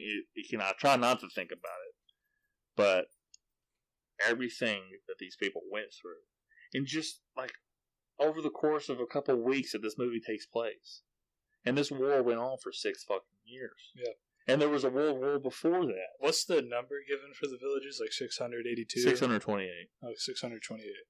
I believe. And that's not even. That's just Belarus. Like Belarus is like a small country. That's not even counting like Poland and Ukraine and even like Russia itself.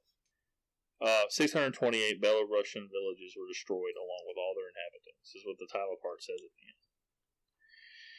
Oh, God. Yeah.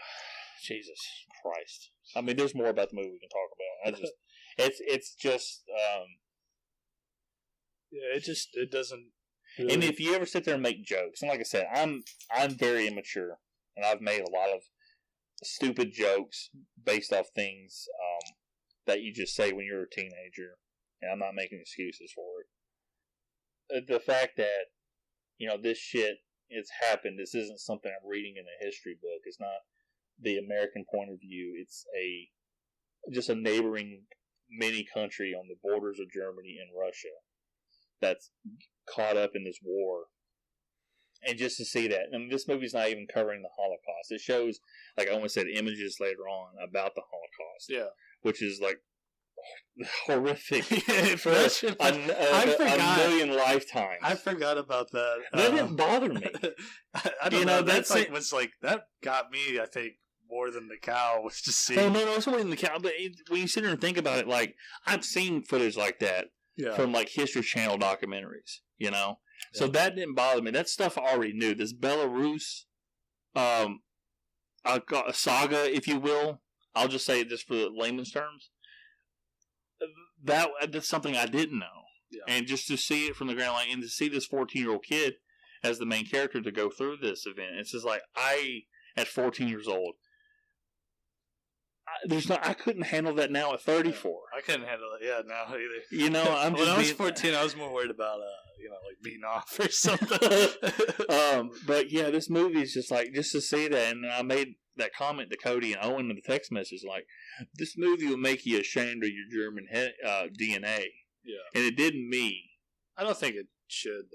I mean, I didn't have anything to do with it. Yeah, but the fact that my great grandfather was a part of the Nazi army, he had to have been because he got lost in World War II. Yeah, it wasn't like there was a German army that wasn't Nazi. And that in a fascist government, I guess we can go ahead and like just real quick do like a fascist government and a communist government. What's the quick difference of that, Owen? Well, a fascist government is that theoretically all the power is supposed to belong to I'm a little too buzzed to talk about this professionally, and I don't really want to put my thoughts. Okay, out yeah, there. you're good. You can cut that out, Cody. I can try to talk about it. And everybody makes the same amount of wages. It's all government controlled. in a communist government, yes, they typically you don't make the same amount of wages, but a lot of the stuff is controlled. Like it's a fixed amount of money you can. Make. You can't buy a car in a communist government. The government has to approve you getting a car, and then you can buy it. Got you. Now, fascist is a little more freedom when it comes to the revenue. Yeah, there's more freedom. Freedom from revenue, not anything else, because it's pretty much the same. Yeah, but in terms of government, it's just one person controlling everything. But that's the same thing in communism, too. It's really just a different flavor of totalitarianism. Basically, one's more like, the workers and stuff, and the other one's more like race and, racial unity and stuff. One's a little more racist than the other. Yeah, exactly. And it's stuck in between these two things. These two styles of government are multitudes and multitudes of just poor people working to survive. Yeah. And they're having to go with the government, and that's all they know. Yeah, a lot of people, the propaganda they've been felt. A lot of people don't have the time or the energy to think about or the resources. Yeah, like they don't like you said, time. They're working all the time to try to keep supporting their family. That's and why they have a fixed amount of money that you can make. And it's not like I can clock in. Cool, I'm getting $16 an hour. I'm gonna make that as much as I want this day. That's my fixed amount. No. You're getting what, $2 a week? Yeah, or you're like a farmer and you have to spend all day out in the fields. Yeah, you don't work, you don't eat, and you're not eating. If you're a farmer, you're more worried about if you'll make the harvest or something than who's in power, who has control of the government. So yeah, there is always an element to that. But I think the big issue with this perception of Germany specifically, Germany has this amazing history and culture that isn't World War II. They have all of the Renaissance. The German Renaissance was amazing. Some of the best artists and musicians to ever have, and mathematicians and philosophers to have ever graced humanity. But for some reason, everybody is so hyper focused on Hitler. Yeah, I see your point, but it's another thing. This is a microcosm, and these two things are not related, but it's something that keeps going in my mind. People who are sane that don't go around killing people with guns, they don't want tighter gun laws because they're going by the books and they're having to do it. But you have these little fucking weirdos that buy guns and go shoot up everybody in the school or in a church or in a marketplace or whatever. That's why we need more gun laws. But from the point of view of the same person who's a gun permit, gun-toting person who's not going around killing people, it's like, well, you're just making it harder on us. It's like, no, they're ruining for you. But it's like in elementary school when we had one bad person in class, you all got homework. That person ruins it for you. So this one part of history in Germany, no matter how good it was before or how better it's been afterwards, it's always going to be a blight and it doesn't go away. Yeah, definitely. It's unfortunate. It's one of those things maybe later on, depending on how much longer the Earth lasts, it's eventually going to be so far in the past no one's going to remember. Because what Genghis Khan did to Asian countries throughout his whole entire empire means nothing to me. Because that was so far in the past, I'm not interested in it. Yeah. But Nazi Germany, that's 1930... Was it 1935, 1930 to 1945? 1932 to 1945. 1945. And think about it. That was, what? Not 80. Even 80. It's about to be 80 years ago? Yeah, that's it. That's only a lifetime. Yeah. So it's still so fucking fresh for the thumbprint that history is. That's why everybody and there's a lot of cool things. And I'm sure if you found somebody that was an art preserver or an art lover, a literature lover, they would be like, oh, look what happened in Germany in 1912 or whatever. I'm honestly not sure what point I was trying to make. No, I understand what you're trying to say. You're trying to show I'm just saying that everybody focuses on this and not the whole picture. I don't think a lot of good things are forgotten. Yeah, I guess I'm trying to make a two-pronged approach towards people who obsess over and like to jerk off World War II Germany. And I'm also making another pronged approach towards Germans, I guess, who are so self-loathing because of this one point in their history. This is just this was only 10 years, or not 10 years, a little over 10 years of one bad event versus like thousands of years, of like cultured history. No. I don't know. No. I'm not understanding the point. Here's a good point. I wasn't trying to do it. I'm just trying to show, like, from the counterpoint, it's like, that's always going to be the most recent it is the thing. most recent thing. The only thing Germany has going for it now is, like, it's basically the head of the EU. Yeah. But, But it's something that will always be held over their heads. Yeah, until we get into, like, 21, 22, or whatever. That's going to be a little bit further away, and something else bad is going to happen. And to be fair, like, if we don't, I guess it's better to have, like, the German way of doing it than, like, what we've been doing to, like, or what we did to the Japanese after the war, which is basically, like, cover everything bad that they did up, or not, be like, hey, the shit you did in the war was really fucked up. So now we have, like, Japan is full of, like, right-wingers who are, like, have, like, a clear, or, like, a clean Imperial Japanese myth going on about how they were actually, like, saving the Asian culture. Yeah, they were saving, like, Pan-Asianism and shit from Western influences. And the horrors that they did. Yeah, when they were rounding up people. We're not even talking about what the Italians did. Yeah, to, like, Greece and shit, and, like, to the people in its own country. Yeah, it's this movie, the plot of it is literally just this kid falling around and falling into scenarios. He's walked upon his entire village is butchered.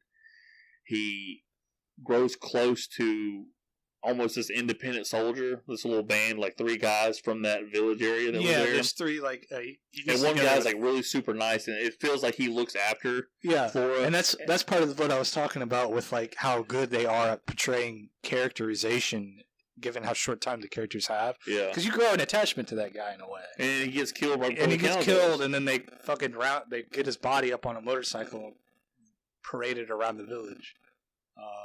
So that one dude, I think it was a different villager that he said, the sign that the dead body's holding says, "I spoke ill to a I don't know German if they were soldier." Trying to lie about it or what, but it's supposed to be the dead body just trying to instill more fear in the people. Pretty much, yeah. And they really did that. Oh shit! Yeah, the power just went out for like a split second. But anyways, they really did that. There was like an unspoken law in Eastern Europe during like in Nazi occupied areas about like if you like disrespected a soldier, if you didn't say like hi to a soldier or like showed them respect when you passed them, they just like beat the shit out of you. There's all sorts of shit and stories like that in Eastern Europe. Anyways, I guess we can kind of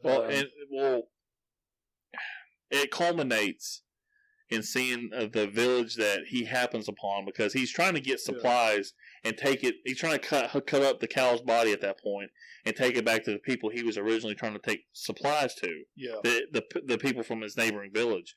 But he gets rounded up pretty much, and the one guy saves him. Yeah, the one guy he was robbing. The one guy who's trying to rob him says, "Hey, look, you're my grandkid." Tries to give him these couple lies to tell him to see this. Hopefully, pass through. Unfortunately, that's the day this Nazi Germany is just going to burn this village anyway. Yeah, and you just see the entire village just get.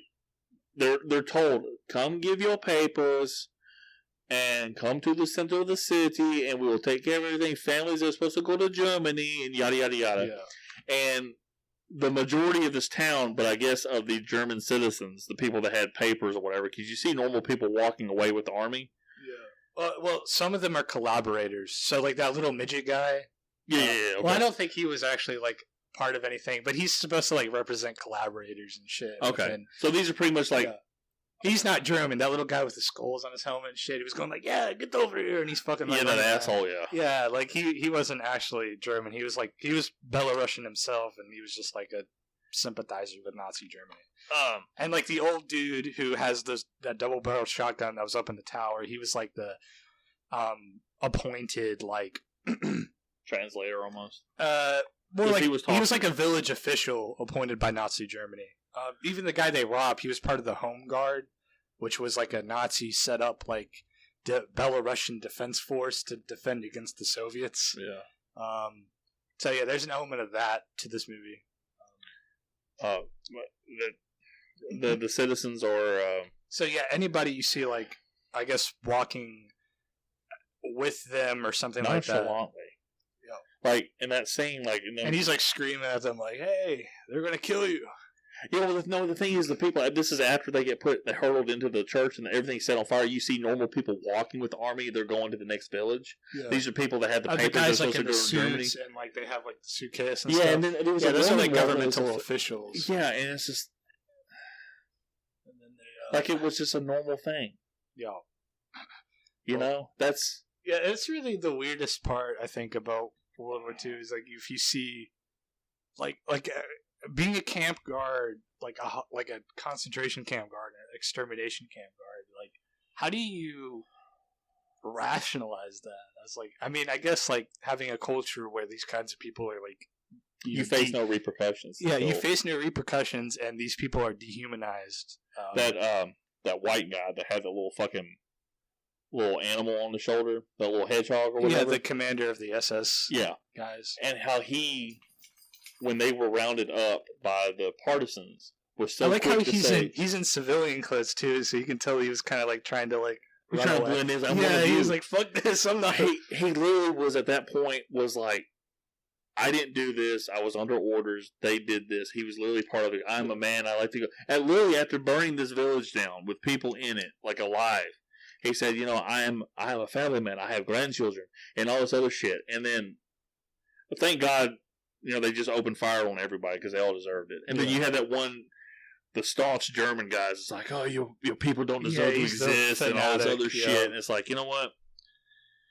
And then, you know, they run. We'll go that closing scene where Flora, how do you? Yeah, is it when he's shooting? If Flora is He shooting shoots at that picture of like that, and Hitler, then and it plays the it stuff. plays in reverse. Hitler's life from that picture backwards. Yeah, Is how it's stated on the Wikipedia article, and he stopped shooting when the screen shows that picture of baby Hitler, which is literally like a picture of Hitler merged with that woman holding a baby that's not actually Hitler's mother. Like he merged the picture to make the baby look kind of like a baby Hitler almost. Yeah. And it's supposed to be, I don't know why he did that. It's just some kind of artistic thing or Oh. whatever. I think that picture of baby Hitler and the picture of his mother are two different photos. I think he He merged it together. She's Yeah. holding him, Yeah, or so, something like that. yeah. Yeah, that's what you meant. Sorry. But then because I know that picture of him as a baby is like actually his picture. I know that picture of him as Oh, his okay. mother. I That is his misread that mother. then, yeah. Yeah, I think he just put the two pictures together, so it looks like she's holding him. Yeah, and then he's firing at this Hitler poster almost, Yeah. I guess you call it. It says like the Great Liberator on it. Yeah, and then he runs off, and then the closing shot is them running through the forest and the snow starting to fall, which... Yeah, and You it know. lifts up into the sky. It's all one take. It lifts up into the sky, and I think it plays Mozart or something, just to give, I guess, a bit of brevity after they show you like Holocaust footage and fucking like after the emotional ride that was. So is that capping it off? I think so. All right, so that was Come and See. Do you guys want to do recommendations? Yeah. Would that be tonally? Yeah, I think so. I mean, it's enough to talk about. I mean, Cody hasn't talked much. I'm sorry, Cody. Yeah, I for feel cutting you bad off because early. I feel like we've been holding Cody captive. So I'm that's sorry, why man. I'm not trying to be in, like... I have a lot to say and a lot on my mind. I apologize. Yeah, I'm glad it affected you in a way because it affected me too when I first watched it. And I know we had talked about this before about like we've had conversations where I just basically spurg out about World War II. I've talked about like what I find them interesting because I like hearing about history. Yeah. I'm lazy enough I don't want to read history anymore. Yeah. I just want somebody to tell me it, like Cooked on Phonics. Yeah. So, Yeah, I know we've talked about like how like what the Germans did in Eastern Europe, me and you.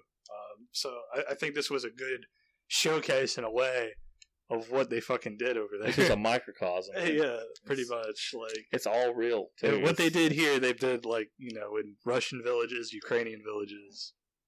Not even like what they did to Jewish people. Oh yeah, not even mentioning that. That's even another kettle of worms. It's even worse. Yeah, we'll go and do recommendations. Owen, we'll start off with you since your movie. Yeah, I recommend this. Make sure you're having a decent day up to that point. You just be emotionally prepared, I guess. Cody. It's hard to recommend it. It is a overall a good movie, a good quality movie. It's not a very enjoyable movie to watch just because of the subject matter of it all. Yeah, I don't know. It's hard for me to just outright say that I recommend this movie. I mean, if you're really into like World War II history and stuff and want to see like an actual like gritty, realistic take on what happened in specifically in Belarus, then go for it. But if you're just like a casual like military film fan or something, I wouldn't go near it. It's too down and dirty for the general audience, I think. I would say it's important this movie is important if you're studying like the German military or anything in World War II, like this movie is important. You should probably watch this. This would be like skipping out on Anne Frank's diary in a way. Just to give you an understanding. Which it's funny you say that. I've never read or you've never read it. I've never read Anne Frank's diary. I've never seen any kind of adaptation of it. Nothing. I've read I've read excerpts. It was in one of my history classes. Maybe we actually read Anne Frank's diary. I can't remember. I just remember we read like a abridged version in middle school. I think it's probably the same thing. I probably read. So yeah, Cody, that was never required reading for us, and it's also like you mentioned Schindler's List earlier. I've never seen Schindler's List. The only thing I know about that movie is like there's a scene in it where apparently an officer is like sitting in his room and he's smoking a cigarette and he's like sniping people out in the yard or whatever. Because doesn't it take place at like an internment camp or something? Yeah, it's in a concentration camp, or part of it is. Yeah, so yeah, that's literally the only thing I know about Schindler's List. What about Schindler's Fist? Oh, well, that I know a lot about. oh god, hey, can you plug this up for me real quick? Yes, sir. I'll let you. I'll tell you this. Probably 95% of our listenership are not going to be interested in this movie. I don't think 95% of the viewing audience, period, would want to watch something like this. If you are interested in truth and power, power, but true accounts of this event, of just a microcosm of Nazi Germany and the horrors it produced. I think it's worth a watch. I do recommend it for that. I do recommend it that almost just, in a way to honor the people that have fallen, and that's what this movie was about. It was about telling the story of these people that can't tell their story anymore. And this movie is impactful. Like I said, I've made a terrible litany of just jokes before because I was a stupid kid, and I'm still stupid. But this movie has really opened my eyes to this part of Germany. Like, obviously I knew about the Holocaust, but it's easy to become numb to it because you read it in a history book and you can disassociate yourself with that. Like, okay, that's so far away in the past, it can't happen. And then you have, Russia attacked Ukraine not too long ago. And then we're not even, we're probably 20 years now away from the start of the Iraqi war. And before World War II, there was World War I. And then you had the Korean quote-unquote conflict, even though we had tons of soldiers that died. And I'm not defending America as this, great country. But the things that we complain about and bitch about in this country are extremely first world problems. And just being on the ground level of seeing what was going on is during this time is very eye-opening and it's jarring. I don't regret watching this movie. It's made me appreciate human life even more. Just because, you just see this and reading up on it, just knowing that how of an accurate portrayal this is. So, yeah, I definitely recommend this movie. Not because it's a joyful watch, and it's not something I say I learned something. It's not something like, I took away, like, I really learned this is what happened this date. This is really cool. Christopher Columbus landed whenever. No, it's not that. It's Jesus Christ. It's a fucking mood, and it's a first world thing for me to say that right now about what this happened, like, almost 80 years ago.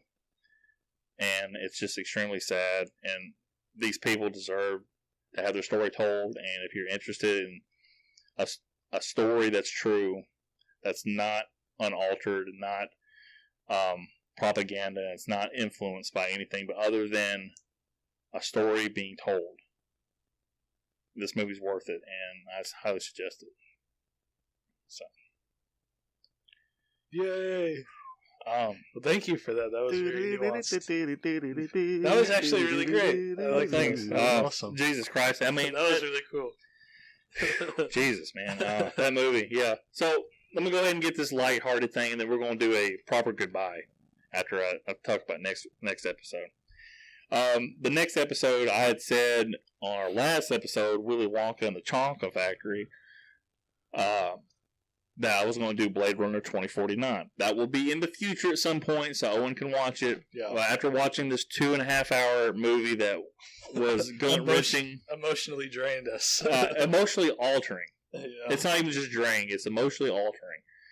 I wanted to do something fun.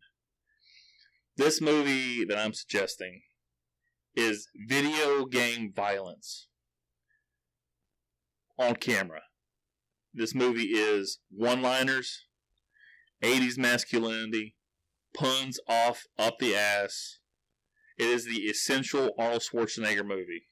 Like, anything you think about Arnold Schwarzenegger, you think about muscles, you think about one-liners, you think about puns, you think about his glistening hog between his thighs. Yeah. Cody, you're supposed to laugh there, dude. You know I'm referencing. Juicy ass hog.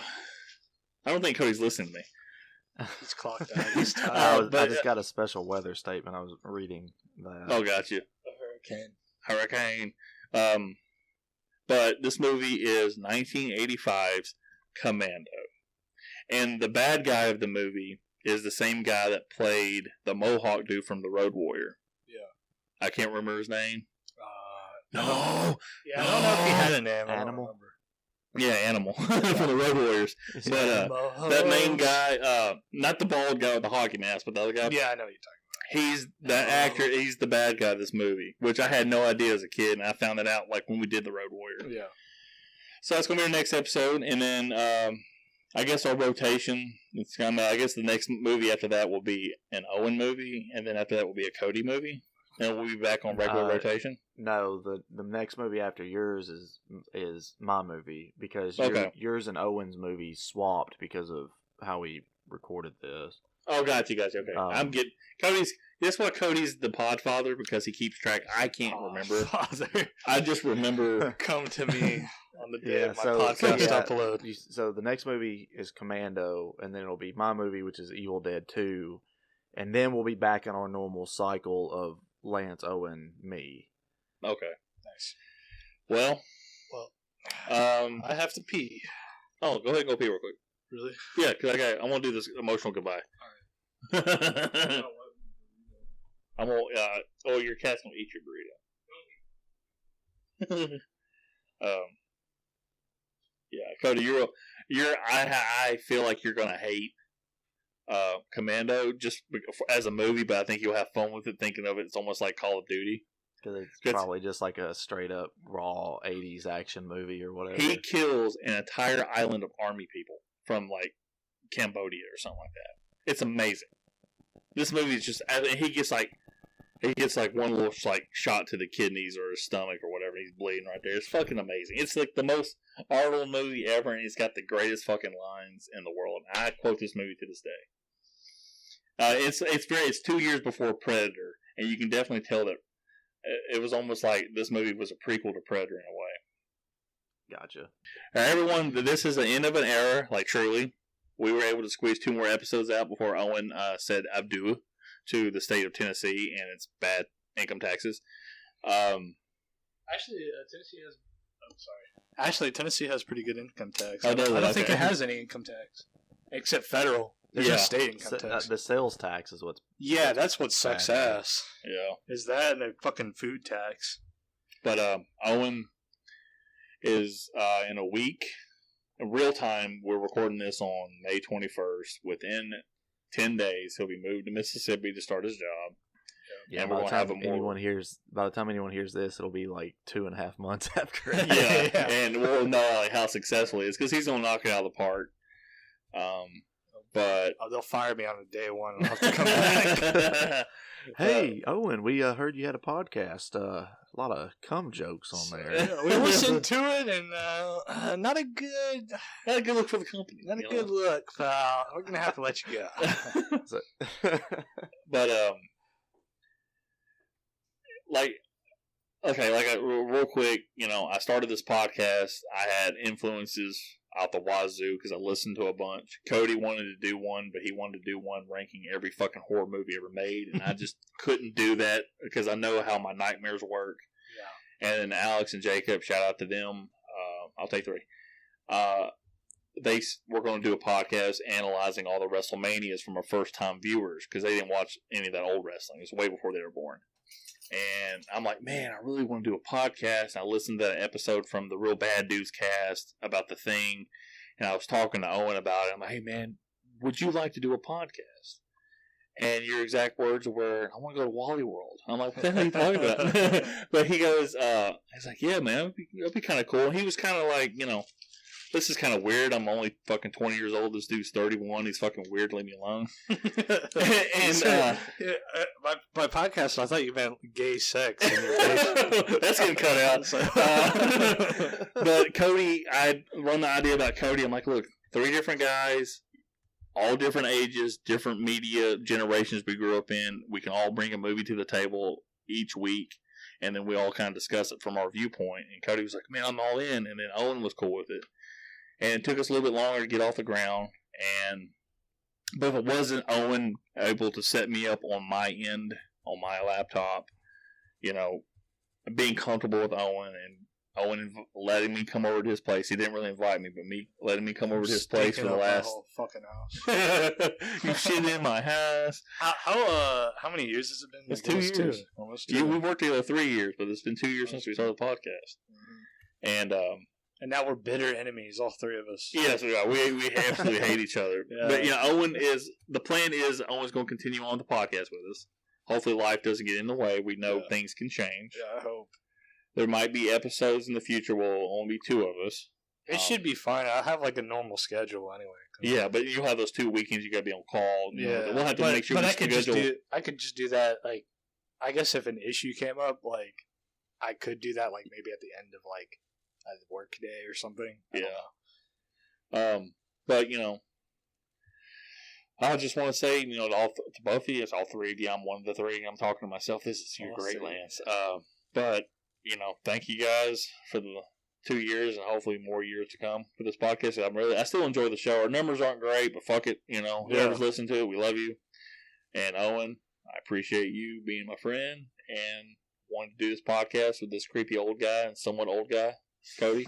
He's too old fucking. And it's cool. Like over 2 years, we've had a couple visits to Cody. One ended up in COVID, and I still can't smell or taste. But for you and Cody to be able to like mend and become like a blend, like a friendship, like man, like you fuse into 2 people. But for you and Cody to be able to smell and taste is good enough. I thought that's what he was gonna say too. You guys to be able to get your smell and taste back, and fuck all. For you guys to be able to smell and taste, you guys smell and taste back. That's just beautiful. But you guys can fuck all, to be honest with you.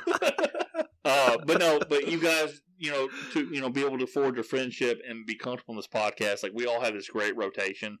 If you added somebody else in, the episodes would be clunky. If we had a guest host because somebody couldn't do it, the episodes would be clunky. We have a fucking perfect balance right now. Yeah, and it's awesome. So I just want to thank you, Owen, for doing this. And I know from Cody and especially from me, you're going to kill it with your job, and I wish you the best of luck. Thank you. And hell yeah.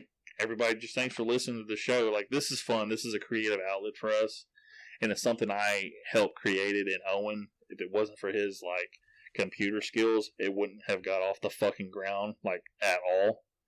And Owen has introduced me to movies I would not have watched. Thank you guys for watching my shitty, weird, dumb, artsy movies. No, Even if you guys hate them, I appreciate it. No, and the thing is, I don't want you thinking like, if you want to suggest them, I made a joke earlier. If you want to continue to suggest them, I will still watch them because it's yours. I want to give you that respect. I may shit on the movie because everybody go back and listen to Charlie and the Chocolate Factory. I don't have a problem with shitting on a movie, and I shit on Barry Lyndon, our last episode that was just released. But Actually, you didn't really shit on that movie that much. Yeah, I don't think they could hear it because of my static the last 20 minutes. I think did you're shit being on it. restrained. That's where after that first hour, I'm like, what the fuck, man? There's no dialogue in this fucking... I just went off on it, but but Owen, this movie, especially this movie, it was a very good choice, and I'm glad I watched it, and it is, I would say, it is a mind-altering movie. Like, it will shift your perspective. But like I said, Owen always has these like big brain movies, and I'm like, hey guys, we're gonna watch more. Yeah, like Kombat. Small Soldiers. Yeah, I'm over here like, hey guys, Mortal Kombat and Christmas Vacation. What's another like really dumb movie I picked that I watched as a kid? Actually, if you want, just real quick, I can let you know exactly what movies you picked because really, it's only like 10 movies between each of us. So your first movie was Apocalypse Now. Then it was Dawn of the Dead, the original one. For that those who don't movie's know. just like dumb fun, basically. Planes, Trains, and Automobiles, Beautiful movie. which may actually be my favorite movie that you've picked. Yeah, that movie's fun. The Godfather. Well, I don't know, man. Scarface. I had to say Godfather's my favorite off this list so far. I love that movie. Yeah, Well, Planes, Trains, and great. Automobiles is a movie like you can go back and I love watch, that movie, and that's something over part of my and over. everyday life, but something different for me. Yeah, The Godfather was fucking amazing. Godfather gives me like chills though. Like, I mean, I like Planes, Trains, and Automobiles. It makes me happy, but like Godfather, it's like sometimes some of the scenes, it's like, damn, that's nice. So after Godfather, it was Scarface. Yeah. Then it was Godfather Take Part it to the 2. limit. Sorry. Take it to the limit. And then Freddie got fingered. Bro, that's fucking highbrow, dude. Hey, I think I'm the one that suggested that movie too. I don't think you guys suggested it when we got to the recommendations. I'm like, I recommend this movie. Yeah, you recommended it too. Yeah, I was like, I don't recommend this movie because fucking like it's dog shit. But Daddy, I would love you it. like some sausages? Daddy, would you like some sausages? Then it was Blue Velvet. Oh my God. Mad Max. Mad Max 2. Dude, these Road movies kick Warrior. ass, dude. Maximum Overdrive. That movie's fucking dog shit. Small Soldiers. Oh my god, just knocking it out. Jurassic Park. Barry Lyndon. And now Come and See. So you got a 3 or 4 like more mainstream movies in there. Quite a few artsy movies, and then a couple of movies that are just A couple of fucking really trash. stupid. Yeah, that pretty much I guess describes my taste is like artsy and stupid, like fucking highbrow artsy, dumb fucking bullshit. Like, and then just the classics. I love the timing of that because you're like, man, these movies kick ass, and it's like Maximum Overdrive. Oh, shit. This machine called me an asshole. So Cody, did you want to say anything to Owen, like in your goodbye? Just tell me to kill myself. Yeah, I mean, just fuck off. No, I mean, I don't really feel like it's like a big goodbye thing because for me. Yeah, nothing's gonna change for Cody. Yeah, nothing changes for me because I'm the one that's always kind of remote away from you guys. I know for you two it's a lot different because you work together, you record in the same location for the most part. So like it's a bigger change for you two. For me, it's still gonna be sending text into the void that Owen never replies to. I'll try to be better about that. I know I'm pretty bad about it. and recording the podcast every couple of weeks. So for me, it's not as big as emotional of a thing, but I know it's a big transition. We'll never eat at Catfish House again. I know. Yeah, That's the thing. I'll let you come up here to. Man, like, and it's just like me coming up here. That's why it's emotional for me. But Owen, is there any last words you want to say before I kill you? I did it all for the nookie. Look, this is kind of like Psycho when he embalms his his mother like a taxidermy because it doesn't lose her. I don't want to lose you, so I'm gonna kill you and then embalm you and leave you at my house. Lance is just gonna buy a wig and be you and him. From that And I'm gonna make an Owen voice like, hey, "What's going on, guys? Hey, Hey, what's up, buddy? Hey, I like fucking poop and pee. that's a perfect way to end this episode. As somber as it got. That's the impression of me. This movie is so somber and depressing. It's Cody's gonna have Lance. to Cody, when you do this title, you need to do Doctor Strange / Come and See, and I'll just tag everything Doctor Strange, so we'll get like media coverage hopefully, and somebody will like, hey, we'll listen to the first 20 minutes at least. Cody, what were you gonna say? I was gonna say Lance does that, like, oh, I like poop and pee, and it's like, man, Owen's really lost his tact. he's really not funny anymore. Not that he was to begin with, but jeez. Just like, okay, Owen, what recommendation? Do you recommend this movie? Yeah, fucking poo poo pee pee. Oh, come, This guy used to be really smart, you know? come back, shit ass. Oh, mercy. All right, guys, I guess that is a good place to end this. Yeah. Everybody, thank you for listening. Before the thunderstorm hits and we fucking have to eat each other. Yeah, if I lose power and don't save this, that's 2 hours wasted. Yeah, so I guess we better hurry up. All right, everybody. Thank you very much. Owen, say your goodbye to everybody. Thank you for listening. Bye, motherfuckers. Catch you on the flip. Cody, say goodbye. Goodbye. Bye, everybody. See you next time. Don't cry.